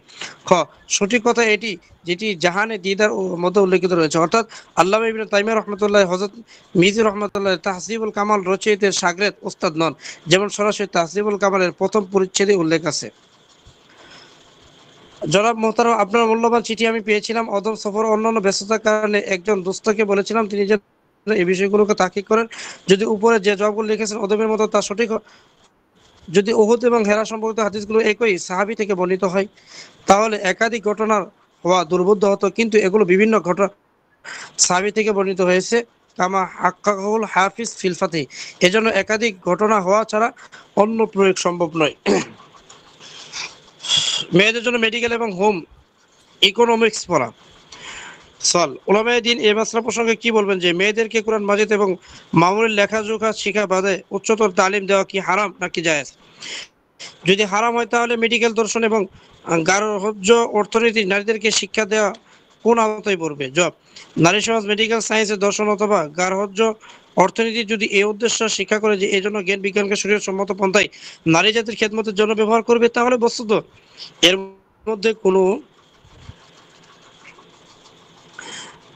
হরমত ও কারাহাত নেই। তবে শর্ত এই যে এই জ্ঞান বিজ্ঞান হাসিল করার ক্ষেত্রে এবং হাসিলের পর প্রয়োগের ক্ষেত্রে পর্দা এবং শরীয়তের অন্যান্য বিধিবিধানের প্রতি লক্ষ্য রাখতে হবে। যদি কোনো নারী এসব নিদর্শনের বিবেচনা রেখে এই বিষয়গুলো হাসিল করে, তাহলে কোনো কারাহাত নেই। কিন্তু আজকাল যেহেতু এগুলো অর্জন এবং প্রয়োগের ক্ষেত্রে শরীয়তের পাবন্দি সোনার হরিণের মতো দুষ্প্রাপ্য, এজন্য এর ব্যাপক মশওয়ারা দেওয়া যেতে পারে না। চিঠি পড়তে বর্ণ, মান এবং অঙ্কে বিসমিল্লাহ লেখার শরীয়তে মূল্যায়ন এই বিষয়টির ইতিহাস।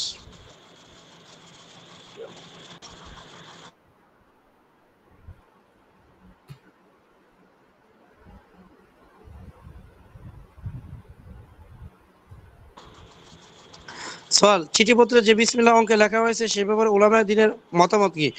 এই পন্থাটি কি আবিষ্কার করেছেন এবং কবে থেকে শুরু হয়েছে? অঙ্কে লিখলে পুরো বিসমিল্লাহ লেখার সওয়াব ও বরকত কি পাওয়া যাবে? জবাব: চিঠিপত্র শুরুতে বিসমিল্লাহির রহমানির রহিম লেখা সুন্নত। একথা সরাসরি কোরআন মাজিদ থেকে প্রমাণিত আছে। কোরআনে হযরত সুলাইমান আলাইহিস সালাতু ওয়াস সালাম চিঠি বিসমিল্লাহ দিয়ে শুরু হয়ে থাকে। বিসমিল্লাহর বদলে 7 লিখে কবে থেকে শুরু হয়েছে সে কথা কোনো নির্ভরযোগ্য গ্রন্থে পাওয়া গেল না। তবে এর কারণ এই হতে পারে যে বিসমিল্লাহ লিখিত কাগজটি কোনো অবহেলার স্থানে ব্যবহৃত হতে পারে, তাহলে বেয়াদবি হবে। এজন্য যদি কোনো ব্যক্তি মুখে বিসমিল্লাহ পড়ে এই সংখ্যা লিখে দেয়, তাহলে সুন্নত আদায় হয়ে যাবে। তবে উত্তম হচ্ছে পুরো বিসমিল্লাহ স্পষ্ট করে লেখা, কেননা হযরত সুলাইমান আলাইহিস সালাতু ওয়াস সালামের চিঠিও কাফেরদের কাছে গিয়েছিল। তাছাড়া হযরত আকবর সাল্লাল্লাহু আলাইহি ওয়াসাল্লাম কাফের রাজা বাদশাদের কাছে যেসব চিঠি পাঠিয়েছিলেন সেগুলো তো বিসমিল্লাহ লিখিত ছিল। একথা স্পষ্ট যে কাফেরদের কাছে অসম্মানিত হওয়ার আশঙ্কা মুসলমানদের তুলনায় অনেক বেশি ছিল, অথচ সেই কারণে বিসমিল্লাহ ছেড়ে দেওয়া হয়নি। জবাব সঠিক, কিন্তু শর্ত হলো বেশিরভাগ ধারণা থাকতে হবে যে প্রতিটির সাথে বেয়াদবি করা হবে না। যেখানে এই শর্ত পাওয়া যাবে না, যেমন চিঠিপত্রের সাধারণ অবস্থান এমন হয় যেখানে বিসমিল্লাহ লেখা থাকে, বিষয় বিরত থাকা উত্তম। শুধু জবানে উচ্চারণ করার উপর ক্ষান্ত করবে অথবা 7, 8, 6 এর আলামত হিসেবে লিখে দিবে। নবীদের পত্রাবলী এবং সুলাইমান আলাইহিস সালামের পত্রের ক্ষেত্রে এই শর্ত মওজুদ ছিল, কারণ সাধারণ সম্রাট এবং বড়দের পত্রাবলী সাবধানতার সাথে সংরক্ষণ করা হয়। যেসব পত্রে এই ধারণা প্রবল থাকবে সেগুলো বিসমিল্লাহ লেখা উচিত। হাদিস কুনতু কানজান মুখফিয়ান এর তাহকিক এবং দুনিয়ার সৃষ্টি সম্পর্কে কয়েকটি ওয়াসওয়াসা ও সন্দেহের জবাব। বাদ সালামী মসনদ আরজ এই যে অধম আপনার এলমি মহাসমুদ্রতা, অপরিমেয় মেধা এবং উচ্চতর ফিকির যোগ্যতা সম্পর্কে ওয়াকিফাল ও আন্তরিকভাবে সমর্থনকারী। অধম আপনার জন্য হাত তুলে দোয়াও করে থাকে। ইসলাম আপনার মতো আলেম দরকার। আপনার অনেক গ্রন্থ থেকে অধম উপকৃত হয়েছে। আল্লাহ আপনার কলমের জোর আরো বাড়িয়ে দিন, আল্লাহ আপনার উপলব্ধির নূর আরো বাড়িয়ে দিন। অতএব আজকাল কিছু ওয়াসওয়াসার কারণে খুব পেরেশানি এর মধ্যে থাকে। 3টি প্রশ্ন সবসময় মাথার ভিতরে ঘুরতে থাকে এবং আমার আর খোদার মাঝে অন্তরায় হয়ে থাকে, কেননা নামাজ এবং জিকির ইত্যাদির মধ্যে যে এই ওয়াসওয়াসাগুলো এসে বিষাদের কারণ হয়। দয়া করে আল্লাহর রাস্তা আমাকে সাহায্য করুন। আমি মনে করি হযরত নবী রাহমাতুল্লাহ আলাইহির জ্ঞান ও উপলব্ধি থেকে বড় একটি অংশ আপনার লাভ করেছে।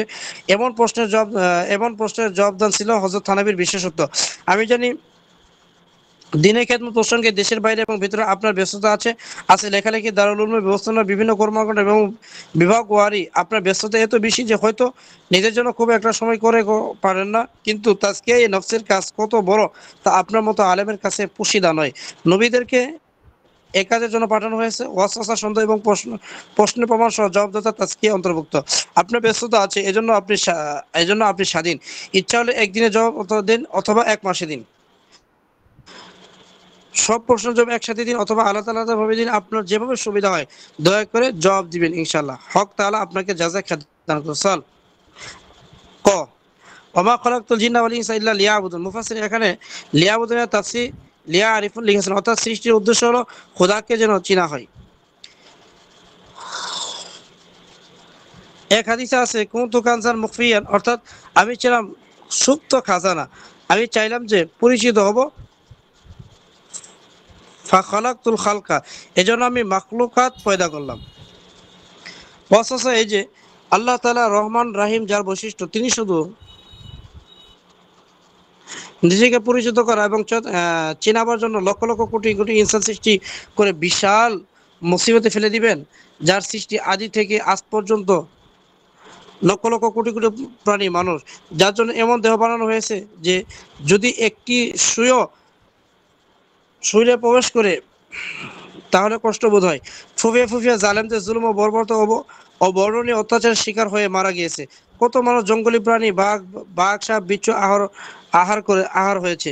কত মানুষ সামরিক তুফান, তুষারপাত এবং মৌসুমী বায়ুর আহার হয়েছে। কত মানুষ আহার হয়েছে আসমানি জমিন দুর্যোগ, মহামারী, বসন্ত এবং অন্যান্য দুরারোগ্য ব্যাধির। শত সহস্র মানুষ দুর্ভিক্ষ যাতনার পরে খুব পিপাসায় মারা গিয়েছে। আজও শত সহস্র মানুষ অসহায় স্বল্পতার শিকার। এক বেলায় রুটিও খুব কষ্ট করে জোটে, 2 বেলার রুটি যদি না জোটে তাহলে কষ্ট কেমন হয়।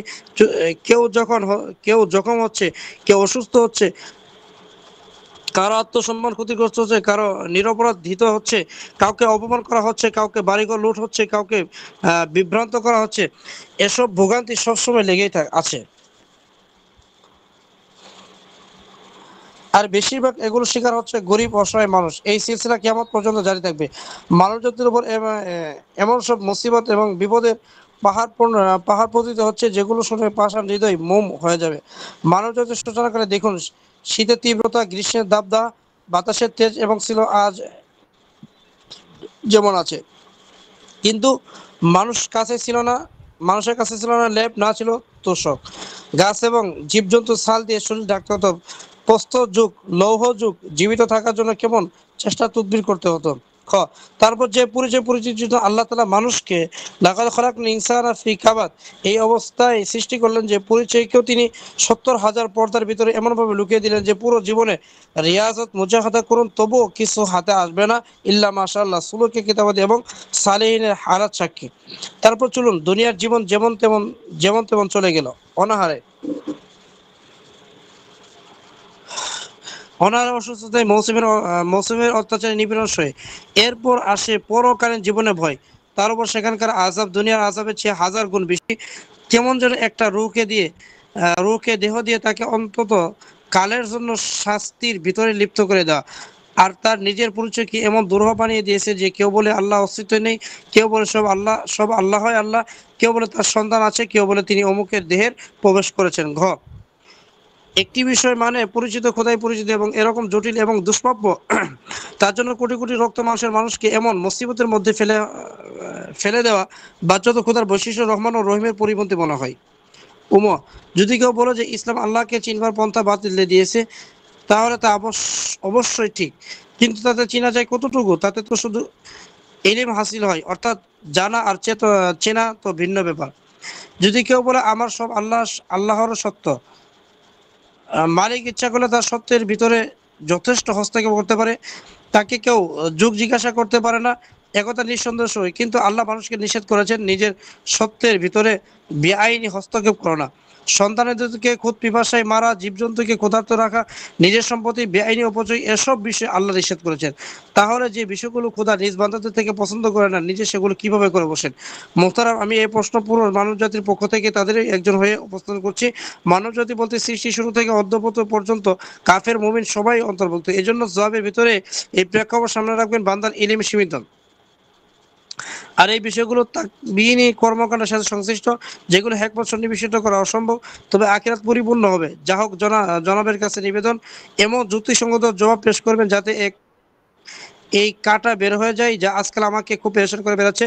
বিশ্বাস তো আলহামদুলিল্লাহ আছে যে আল্লাহ তাআলা কোনো বস্তু অকারণ সৃষ্টি করেনি, তবে কিছু বিষয় মনে হয় একমত হয় না। আল্লাহ আমাকে এই মুনাফিকি থেকে হেফাজত করুন। সওয়াল 2, সারা দুনিয়ার কোটি কোটি মানুষ অন্তত দারিদ্র ও অসহায়তার শিকার। আফ্রিকায় হাজার হাজার মানুষ খুদ পিপাসায় মারা যায়, এমনকি আমাদের সুবাইয়ে ছোট ছোট বাচ্চারা চোখ জ্বলতে জ্বলতে বের হয়ে আসে, খুব কষ্টে দিন 10-20 রুপি মজুরি পায়। অন্যদিকে ওইসব লোক যাদের কাছে রিজিকের এমন প্রশস্ততা আছে, তাদের কুকুরগুলো এমন খাবার খায় যারা গরিবরা পায় না। এই তফাৎটি যদি খোদাই কাজ মনে করা হয়, তাহলে ওমা আনা বিজাল্লামিন লিল আবিদ এর পরিপন্থী হয়ে যায়। অনেক চিন্তা ভাবনার পর একথাটি বোঝা আসে যে ওমা মিন দাব্বাতিন ফিল আরদি ইল্লা আলাল্লাহি রিজকুহা শর্ত সাপেক্ষ।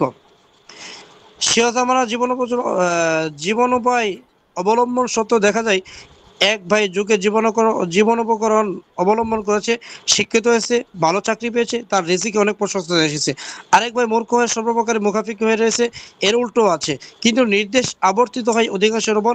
কারোর সাথে তো খোদার দুশ্মনী নেই যে তাকে মুখাফিকি রাখবেন। কোরআন মাজিদের আয়াত ইন্নাল্লাহা লা ইউগাইয়িরু মা বিকওমিন এ কথা তাইদ করে। আপনি বলুন, এ কথা সহিহ এবং এই আকীদা হক কিনা? সওয়াল 3, আমাদের আকীদা হচ্ছে বান্দার পক্ষ থেকে হয় কসুর কাসব আর আল্লাহর পক্ষ থেকে হয় খালক। বান্দা কোন নেক আমলে ইচ্ছা করলে আল্লাহ সেটা সৃষ্টি করে দিলেন, একথা বুঝে ধরলো। কিন্তু বান্দা কোন অনিষ্ট, যেমন ডাকাতি বা খুনের ইচ্ছা করলো, তখন সেটা আল্লাহর পক্ষ থেকে সৃষ্টি করে দিলে দুটি সৃষ্টি হয়। প্রথম এই যে আল্লাহ সৃষ্টি নামক কাজটি বান্দার ইচ্ছা অনুগত, তবে কখনো এমন হয় যে বান্দার পক্ষ থেকে ইচ্ছা হয় কিন্তু খোদার পক্ষ থেকে আমলের সৃজন হয় না, কিন্তু এটা খুব কম, একথা তো বেশিরভাগ নেই। দ্বিতীয়ত বদ আমলের সৃজন বাধ্যত ওয়ালা তাআওয়ানু আলাল ইসমি ওয়াল উদওয়ান এর পরিপন্থী মনে হয়। বান্দাকে হুকুম করা হয়েছে লা তাআওয়ানু, কেউ কোনো নিরপরাধকে হত্যা করে তার উপর জুলুম করলো, আল্লাহ তাআলা তার সেই আমল সৃজন করে জালেমকে সাহায্য করলেন। নাউজুবিল্লাহ। দুনিয়ার আদালত সমূহ অপরাধের সহযোগিতাকে অপরাধ সাব্যস্ত করে, তাহলে আল্লাহ তাআলা এই বদ আমল সৃজনকে কি বলে ব্যাখ্যা করবেন? তাছাড়া ইমানে মুফাসসালে যে অল কদরি খায়রিহি ওয়া শাররিহি মিনাল্লাহি তাআলা উল্লেখ আছে, তার উদ্দেশ্য কি এবং এই আমল সৃজনশীল নাকি অন্য কিছু? কেননা নিরেট অনিষ্টের সংগঠক হোক হক তাআলা থেকে অসম্ভব। জবাব, মোহতারাম আসসালামু আলাইকুম ওয়া রাহমাতুল্লাহ। আপনার বিস্তারিত পত্রে পেয়েছি আপনি অদমকে যেসব দোয়া করেছেন আন্তরিকভাবে সেগুলো শুকর আদায় করছি, জাযাকুমুল্লাহ। আপনার আসল প্রশ্নের ব্যাপারে প্রথম কথা যেটা বলতে চাই তা হলো কুনতু কানজান মুখফিয়ান বলে যে বাক্যাংশ হাদিসে কুদসি হিসাবে প্রসিদ্ধ আছে, সেটা হযরত আকরাম সাল্লাল্লাহু আলাইহি সাল্লাম থেকে কোনো এক সনদ দ্বারা বর্ণিত হয়নি। আল্লামা সাকাবী রাহমাতুল্লাহ আলাইহি বলেছেন। তাছাড়া আল্লামা আজারুনি বলেছেন, শুধু ইবনে তাইমিয়া নন, হাফেজ ইবনে হাজার, আল্লামা জারকাশি এবং আল্লামা সৈয়দ রহমতুল্লাহ আলাইহি এই বলেছেন যে এই রিওয়ায়াতটি কোনো প্রকার সনদ নেই, সহিহ নেই, যঈফ নেই। আসনাল মাতালিব গ্রন্থে লিখেছে এই রিওয়ায়াতটি কিছু সুফি বেফিকির ভাবে হাদিসে কুদসি বলে উল্লেখ করে থাকে। এক কথা এ পর্যন্তই। তবে আয়াতে কারিমে অবশ্যই বিবৃত হয়েছে যে ওমা খলাকতুল জিন্না ওয়াল ইনসা ইল্লা লিয়াবুদুন, অর্থাৎ জিন এবং মানুষকে সৃষ্টি করার উদ্দেশ্য হলো আল্লাহ তাআলার ইবাদত করবে। এরপর সামনে গিয়ে আপনি বিশ্ব সৃজন সম্পর্কে যেসব ওয়াসওয়াসা এবং সংশয়ের কথা উল্লেখ করেছেন সেগুলো এজমালি জবাব হচ্ছে এই যে সংশয় ও ওয়াসওয়াসার মূলত সেই সীমানায় প্রবেশ করার কারণে সৃষ্টি হয়েছে যা মানব উপলব্ধির বাইরে। কায়নাত সৃষ্টি হিকমত ও রহস্য কি কি, আল্লাহ তাআলা কুল কায়নাতের কি শৃঙ্খলা বিধান করেছেন এবং কি কি, এবং এখানে প্রতিটি বস্তু এবং ঘটনার পিছনে কি কি উদ্দেশ্য কার্যকর রয়েছে, এসব বিষয় যদি মানুষের জ্ঞান ও উপলব্ধির আওতায় এসে যায় তাহলে তার অর্থ হবে মানুষ থাকবে না, আলিমুল গায়েব হয়ে যাবে। একথা সর্বজন স্বীকৃত এবং এতে কোনো দ্বিমত নেই যে মানুষের মেধা সীমিত। কুল কায়নাতের সৃজন তো দূরে থাক, নিজের অস্তিত্বের প্রতিটি অংশের সৃজন রহস্য উপলব্ধি করতেও সক্ষম নয়। এমনকি যে দেমাগ দ্বারা মানুষ চিন্তা করে তারও বৃহদাংশ আজ পর্যন্ত মানুষের সমঝের আওতায় আসেনি। তার কাজ কি? দুঃখ বেদনা সম্পর্কিত যেসব ঘটনাবলী মানুষ প্রত্যক্ষ করে সেগুলো শুধু বাহ্যরূপ, ওগুলোর পিছনে যেসব রহস্য আছে সেগুলো তার ইলমের আওতাভুক্ত নয়। আমাদের জীবনে এমন অনেক হালত এবং ঘটনা ঘটে যে দীর্ঘদিন পর্যন্ত সেগুলোর জন্য আফসোস করতে থাকি, কিন্তু কোনো এক সময় যখন সেগুলো রহস্য উন্মোচিত হয় তখন বোঝা যায় যে এই আফসোসকৃত ঘটনাগুলি প্রকৃত হিকমতের অনুকূল ছিল। যদি এই হাকিকত উন্মোচিত না হতো তাহলে আমরা সেটাকে জুলুমি মনে করতাম। কোনো জায়গায় এই হিকমত প্রকাশ পায় কিন্তু অধিকাংশ জায়গায় পায় না। এজন্য যেসব বিষয় মানুষের উপলব্ধির সীমার বাইরে সেগুলো অনুসন্ধানে বের হয় মানে খামাখা নিজকে নিজে পেরেশানি ফেলানো। অন্যদিকে যদি আল্লাহর অস্তিত্বের উপর ঈমান থাকে তাহলে তার রহমান রহিম হওয়ার উপর ঈমান থাকা আবশ্যক। যদি কোনো মাখলুকের কোনো কষ্ট দেখে আপনার দুঃখ হয়ে থাকে তাহলে কি রহমান রহিমের দুঃখ হবে না? যদি তিনি আপনার থেকে বেশি দয়ালু হওয়ার পরও তাকে এমন রেখে থাকেন তাহলে নিঃসন্দেহে তার কোনো বিশেষ কারণ আছে যা আপনার ইলম ও উপলব্ধির আওতার বাইরে।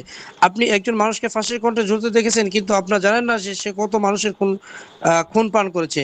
আপনি একজন ডাক্তার কর্তৃক রোগী অঙ্গ কাটা দেখে ব্যথিত হচ্ছেন কিন্তু একথা জানেন না যে এই অপারেশন না হলে তার অন্যান্য অঙ্গ প্রত্যঙ্গে কি দশা হবে। এগুলো অতি সাধারণ কিছু উদাহরণ। কুল কায়নাতের সঞ্চালনের কোনো ব্যক্তির জন্য কি উত্তম এলেম খালেকে কায়নাতে ছাড়া আর কারো থাকতে পারে না। সুতরাং এই অনুসন্ধানের পিছনে লিপ্ত হয় আকল পরিবন্ধী কাজ। যদি এই ইসমাইলি হাকিকত মাথায় বসে তাহলে ইনশাআল্লাহ এ ধরনের ওয়াসওয়াসা এবং সংশয় বেশি পেরেশান করবে না। আর যদি কখনো এসব করে নিজকে কোনো কাজে ব্যস্ত করে দিবেন। আল্লাহ।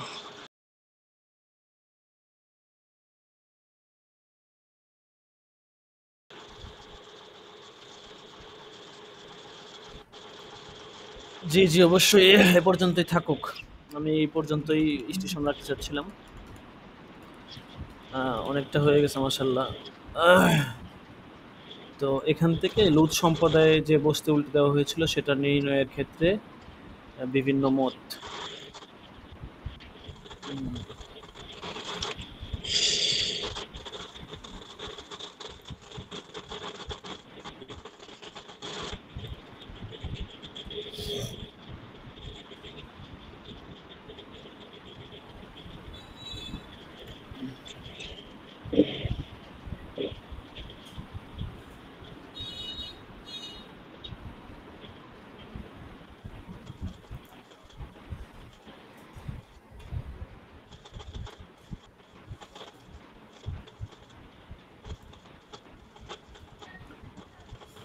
আচ্ছা দেখেন, তো আমরা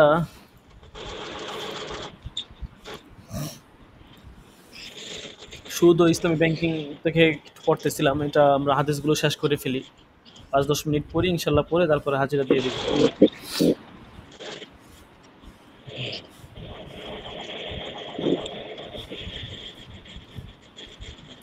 করেন, স্ক্রিনটা শেয়ার করতেছি।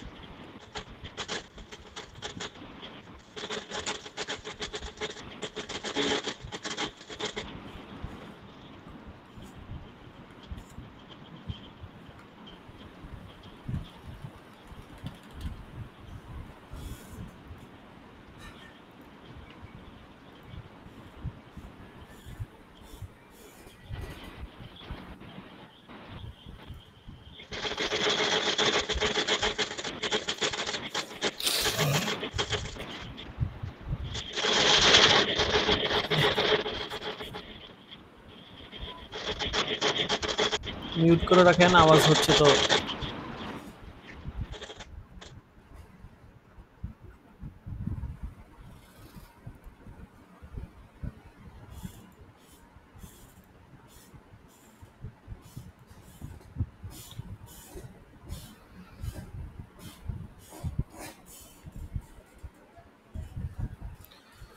6 নম্বর হাদিস ছিল আমাদের আন আবি সাঈদ আল খুদরি ওয়া আবি হুরায়রা আন রাসূলুল্লাহ সাল্লাল্লাহু আলাইহি ওয়াসাল্লাম ইসতামালা রাজুলান আলা খায়বার ফাজাআহু বিতামারি জানিবিন ফাকালা আকুলু তামারি খায়বারা হাকাযা ক্বাল লা ওয়াল্লাহি ইয়া রাসূলুল্লাহ ইন্না লানাখুযু আস-সা'a মিন হাযা বিস-সা'আইনি ওয়াস-সা'আইনি বিস-সালাতি ফাকালা লা তাফআল বি'ল জাম'a বিদ-দারাহিমি সুম্মা ইবতা' বিদ-দারাহিমি জানিবা ওয়া ক্বালা ফিল মিজানি মিসলা যালিক।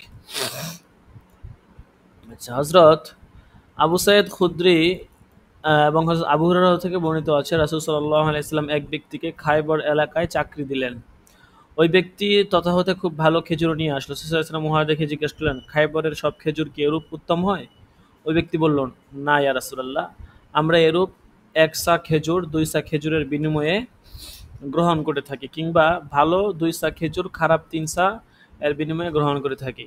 রাসূল সাল্লাল্লাহু আলাইহি ওয়াসাল্লাম বললেন, এরূপ বিনিময় করো না, বরং নিম্নমানের খেজুর মুদ্রা বিনিময়ে বিক্রি করো, অতঃপর প্রাপ্ত মুদ্রা দ্বারা ভালো খেজুর ক্রয় করো। রাসূল সাল্লাল্লাহু আলাইহি ওয়াসাল্লাম ইহাও বললেন, ওজন করা বস্তু সম্পর্কেও এই বিধান, অর্থাৎ একই জাতীয় বস্তুদ্বয়ে বিনিময় হলে বস্তুদ্বয়ে ভালো মন্দের বিরাট ব্যবধান থাকলে ওই বস্তুদ্বয়ের সরাসরি বিনিময়ে কম বেশি করা যাবে না, করলে তা সুদি লেনদেন গণ্য হয়ে হারাম হবে। ভালো মন্দের পার্থক্য করতে হলে ওই বস্তুদ্বয়ে সরাসরি বিনিময় না করে উল্লেখিত নিয়মে মুদ্রার দ্বারা ক্রয় বিক্রয়ের মাধ্যমে বিনিময় করতে হবে, তাতে ভালো মন্দের ব্যবধানও হবে এবং জায়েজও হবে। আচ্ছা, তারপরে দেখেন 7 নম্বর হাদিস। হযরত আবু সাঈদ খুদরি হতে বর্ণিত আছে, একদা হযরত বিল্লাল নবী করিম সাল্লাল্লাহু আলাইহি ওয়াসাল্লামের নিকট বনী প্রজাতির বার্নি প্রজাতির খেজুর নিয়ে আসলেন। নবী করিম সাল্লাল্লাহু আলাইহি ওয়াসাল্লাম তাকে জিজ্ঞেস করলেন, এ প্রকার খেজুর কোথা থেকে পেলে? আচ্ছা,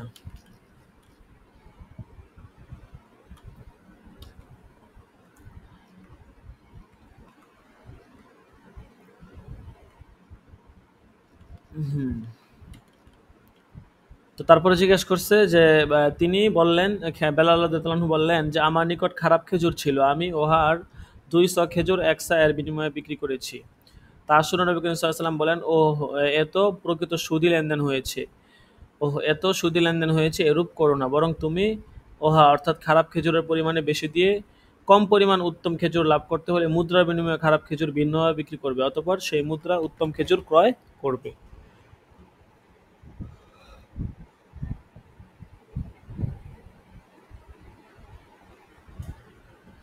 وعن فضالة بن عبيد قال اشتريت يوم خيبر قلادة ب12 دينار فيها ذهب وخرز ففضلتها। আচ্ছা, তো এই হাদিসে বলা হচ্ছে হযরত ফাজালা ইবনে আবি উবাইদা বলেন, আমি খাইবার বিজয়ের সময় 12 দিনার স্বর্ণ মুদ্রার বিনিময়ে একটি মালা ক্রয় করলাম। ওই মালায় স্বর্ণদালাও ছিল এবং মূল্যবান পাথরও ছিল। আমি মালাটিকে ভেঙে তার মধ্যে থেকে মূল্যবান পাথর ও স্বর্ণ আলাদা করলাম, তা থেকে 12 দিনারের অধিক স্বর্ণ পেলাম। অতঃপর আমি ওই ক্রয় বিক্রয় সম্পর্কে নবী সাল্লাল্লাহু আলাইহি ওয়াসাল্লাম জিজ্ঞাসা করতে, তিনি বলেন, ভবিষ্যতে আর স্বর্ণ ও পাথরের তৈরি মালা স্বর্ণের বিনিময়ে ক্রয় করা যাবে না যতক্ষণ না মালা থেকে মূল্যবান পাথর ও স্বর্ণকে আলাদা করে দেওয়া হবে। সবগুলোই রিবাল ফদল সম্পর্কে আলোচনা চলতেছে।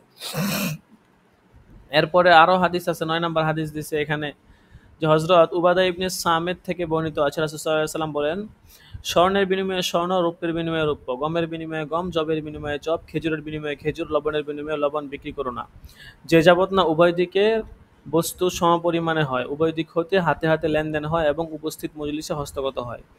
হ্যাঁ, রূপের বিনিময়ে স্বর্ণ, স্বর্ণের বিনিময়ে রূপ, জবের বিনিময়ে গম, গমের বিনিময়ে জব, লবণের বিনিময়ে খেজুর, খেজুরের বিনিময়ে লবণ, উভয় পক্ষ হতে হাতে হাতে আদান প্রদানের পরিমাণে যেরূপ ইচ্ছা করতে পারো। জিন্স যদি ভিন্ন হয় আর কি, তাহলে কম বেশি করা যাবে, এটাই মূল কথা। 10 নম্বর হাদিস হযরত ওমর ইবনুল খাত্তাব থেকে বর্ণিত আছে, সুদ হারাম হবার আয়াতই শেষ, অর্থাৎ পবিত্র কোরআনে সুদ হারাম হবার পরে তাতে আর কোনো পরিবর্তন হয়নি এবং রাসূল সাল্লাল্লাহু আলাইহি ওয়াসাল্লামের ওফাত হয়ে গিয়েছে, অথচ সুদের অসংখ্য শাখা প্রশাখার পূর্ণ বিবরণ আমাদের সম্মুখে রেখে যাননি। সুতরাং কুরআন সুন্নাহয় বর্ণিত সুদ এবং যে বিষয়ে সুদের কোনো প্রকার সন্দেহ হয় তাও তোমরা বর্জন করো। তারপর 11 নম্বর হাদিস আছে, হযরত আনাস রাদিয়াল্লাহু তাআলা রাসূল সাল্লাল্লাহু আলাইহি ওয়াসাল্লাম বলেছেন, তোমাদের কেউ যদি কোনো ব্যক্তিকে ঋণ দেয় অথবা ঋণ গ্রহীতা দাতাকে কোনো উপহার বা হাদিয়া দেয় তবে তা গ্রহণ করবে না। যদি গ্রহীতা যানবাহনের উপর দাতাকে বসাতে চায় তাও তার উপরে বসবে না। অবশ্য যদি ঋণ নেওয়ার পূর্বহোতাদের মধ্যে এরূপ ব্যবহারিক প্রচলিত থাকে তাহলে এটা স্বতন্ত্র কথা। যেহেতু এটা সুদের অন্তর্ভুক্ত হয়ে যাবে ওই জন্য আর কি না করা হয়েছে। তারপরে 12 নম্বর হাদিস আবু সাঈদ খুদরি থেকে বর্ণিত, তিনি বলেন, আমরা বিভিন্ন রকমের খেজুর পেতাম, অর্থাৎ ভালো মন্দ মিশ্রিত খেজুর, আর সেগুলো আমরা ভালো একসা খেজুরের বিনিময়ে 2 সা বিক্রি করতাম। কিন্তু নবী করিম সাল্লাল্লাহু আলাইহি ওয়াসাল্লাম বলেন, একসা খেজুরের পরিবর্তে 2 সা খেজুর এবং 1 দিরহামের বিনিময়ে 2 দিরহাম বিক্রি করা যাবে না। রিবাল ফদল নিষিদ্ধতার বিবরণ। রিবাল ফদল নিষিদ্ধ হয়েছে হাদিসের বর্ণনার ভিত্তিতে। ইতিপূর্বে উল্লেখিত হাদিসসমূহে রিবাল ফদলকে নিষিদ্ধ ঘোষণা করা হয়েছে। হযরত আবু সাঈদ খুদরি হতে বর্ণিত আছে, রাসূল সাল্লাল্লাহু আলাইহি ওয়াসাল্লাম বলেছেন, স্বর্ণের বিনিময়ে স্বর্ণ, রূপের বিনিময়ে রূপ, গমের বিনিময়ে গম, জবের বিনিময়ে জব, খেজুরের বিনিময়ে খেজুর এবং লবণের বিনিময়ে লবণ লেনদেন করা হলে সেক্ষেত্রে পরিমাণে সমান সমান মাসালান বিমাসালিন ইয়াদান বিয়াদিন হতে হবে। যাই হোক, উক্ত হাদিসে 6টি দ্রব্যের নাম উল্লেখ করা হয়েছে, যার প্রত্যেকটি প্রজাতির সমজাতীয় দ্রব্যের পরস্পর লেনদেন করার সময় পরিমাণে সমান সমান হতে হবে এবং হাতে হাতে হতে হবে। যেমন স্বর্ণের সাথে স্বর্ণের কিংবা খেজুরের সাথে খেজুরের বিনিময় করা হলে পরিমাণে সমান সমান হতে হবে, কম বেশি করে বিনিময় করা যাবে না এবং বিনিময় হাতে হাতে করতে হবে, বাকিতে করা যাবে না। এর বিপরীত হয়ে তা সুদী লেনদেন বলে গণ্য হবে। একই জাতীয় দ্রব্যের মধ্যে গুণ ও মানগত দিক থেকে কোনো পার্থক্য থাকলেও লেনদেনে কোনোরূপ পার্থক্য করা যাবে না, বরং সমান সমান এবং হাতে হাতে বিনিময় করতে হবে। কারণ একই জাতীয় দুটি পণ্য বা দ্রব্যের বিনিময়ের প্রয়োজন তখনই হয় যখন জাতিগত অভিন্নতা থাকা সত্ত্বেও দ্রব্য বা পণ্য দুটির মধ্যে গুণ ও মানগত পার্থক্য থাকে। এক্ষেত্রে সমজাতীয় দ্রব্য যদি কম বেশি করে বিনিময় করা হয় তাহলে ক্রেতা ও বিক্রেতা কেউ তার নিজ নিজ পণ্যের প্রকৃত মূল্যমান জানতে পারল না। ফলে মানুষের মধ্যে এমন একটি মানসিকতার জন্ম লাভ করবে যা মানুষকে সুদী লেনদেনের দিকে ধাবিত করবে। আচ্ছা থাকুক, এ পর্যন্তই থাকুক, 11টা বেজে গেছে। রিবাল ফদলের নিষিদ্ধতার একটি সতর্কতা ও নিবারণমূলক ব্যবস্থা।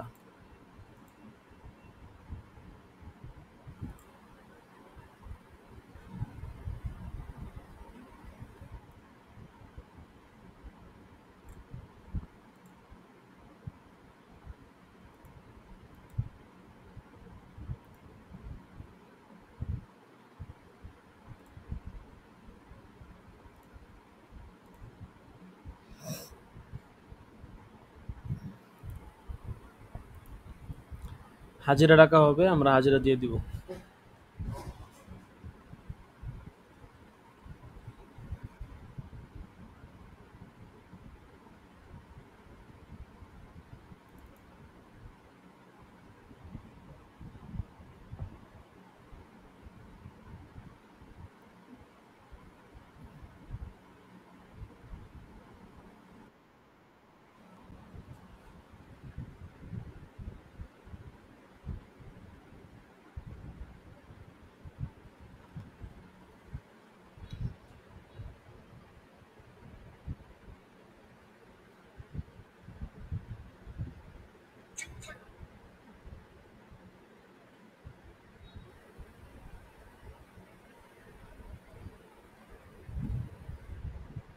ওস্তাদ জি কিছু শোনা যাচ্ছে না।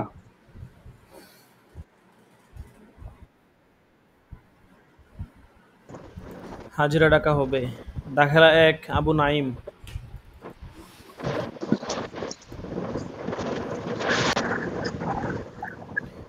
সারওয়ার হোসেন। لبيك সারওয়ার হোসেন। لبيك এতক্ষণ পরে কোথেকে আসছেন? গাইন দিয়ে চলে যেতেছি। গত ক্লাসে ছিলেন না। আব্দুর রাজ্জাক, রফিকুল ইসলাম, ওয়াইসুল করনি, আবুল হাসান,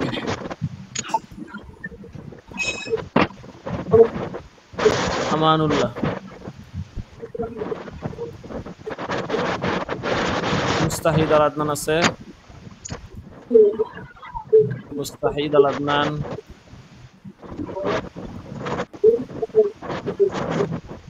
খুরশেদ আলম, লাব্বাইক খুরশেদ আলম নাই, লাব্বাইক দ্রুত দিয়ে দিবেন, আগে আগে মাইক্রোফোন অন করে রাখবেন। রাকিবুল জি জি ইসলাম, স্যার।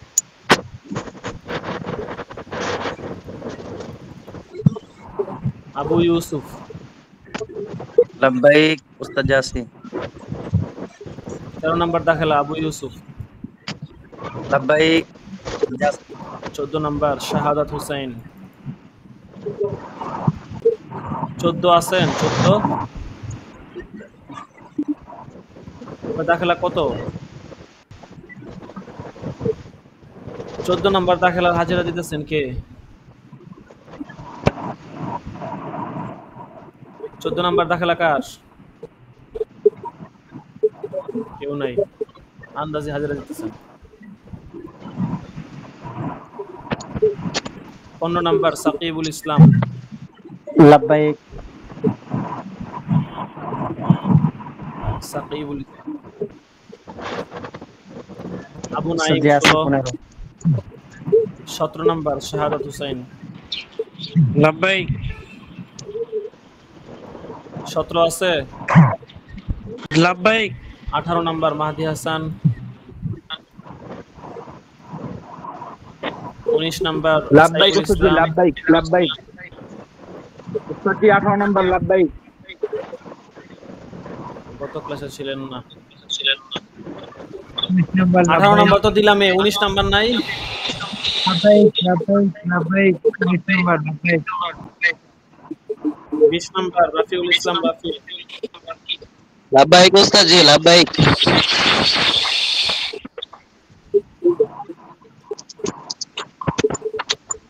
আব্দুর রহমান সিরাজ 21।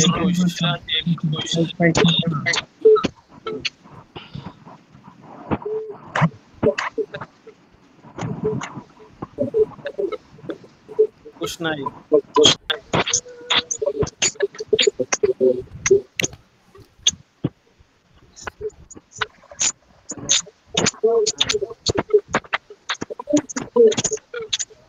না, না।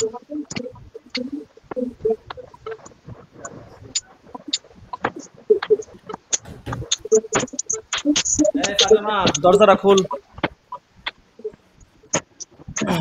21 নম্বর নাই। 22 নম্বর আছে? আলী হুসাইন।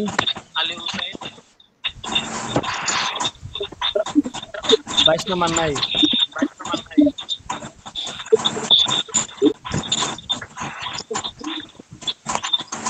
এরশাদুল্লাহ। لبيك এরশাদুল্লাহ। لبيك لبيك 24 মাসুম বিল্লাহ। لبيك আবু বকর সিদ্দিক 25। লাব্বাইক ওস্তাদ জি, লাব্বাইক। তারিফ নাই।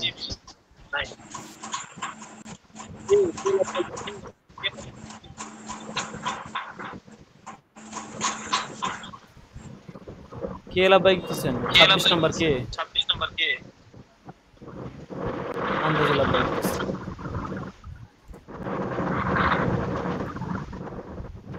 27 আল আমিন। 28 হাসানুজ্জামান।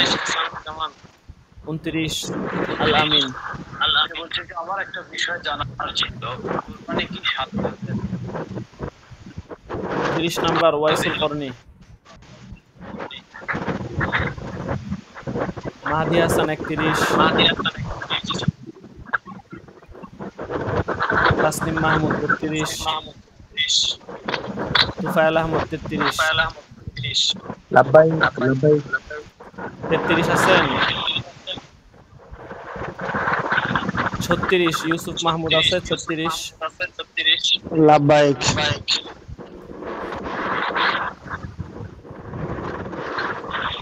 13 নাম্বার আছে দাখিলা আবু ইউসুফ 13 নাম্বার,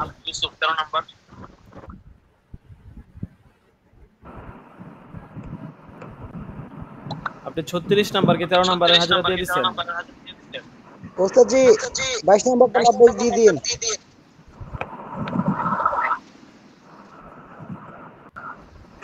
ওস্তাদ জি 19 নম্বর অনেকবার লাব্বাইক 19 নম্বর কে লাব্বাইক দিচ্ছেন? 19 কত নাম্বার? 19 ওস্তাদ জি 22 নম্বর 19 দেওয়া হয়েছে, দেওয়া হয়েছে। আলহামদুলিল্লাহ দিছি 22 দিছি, 19 দেওয়া হয়েছে। 22 নম্বর আলী হোসেন দেওয়া হয়েছে, 22 দেওয়া হয়েছে। আরে ভাই বললাম তো দেওয়া হয়েছে।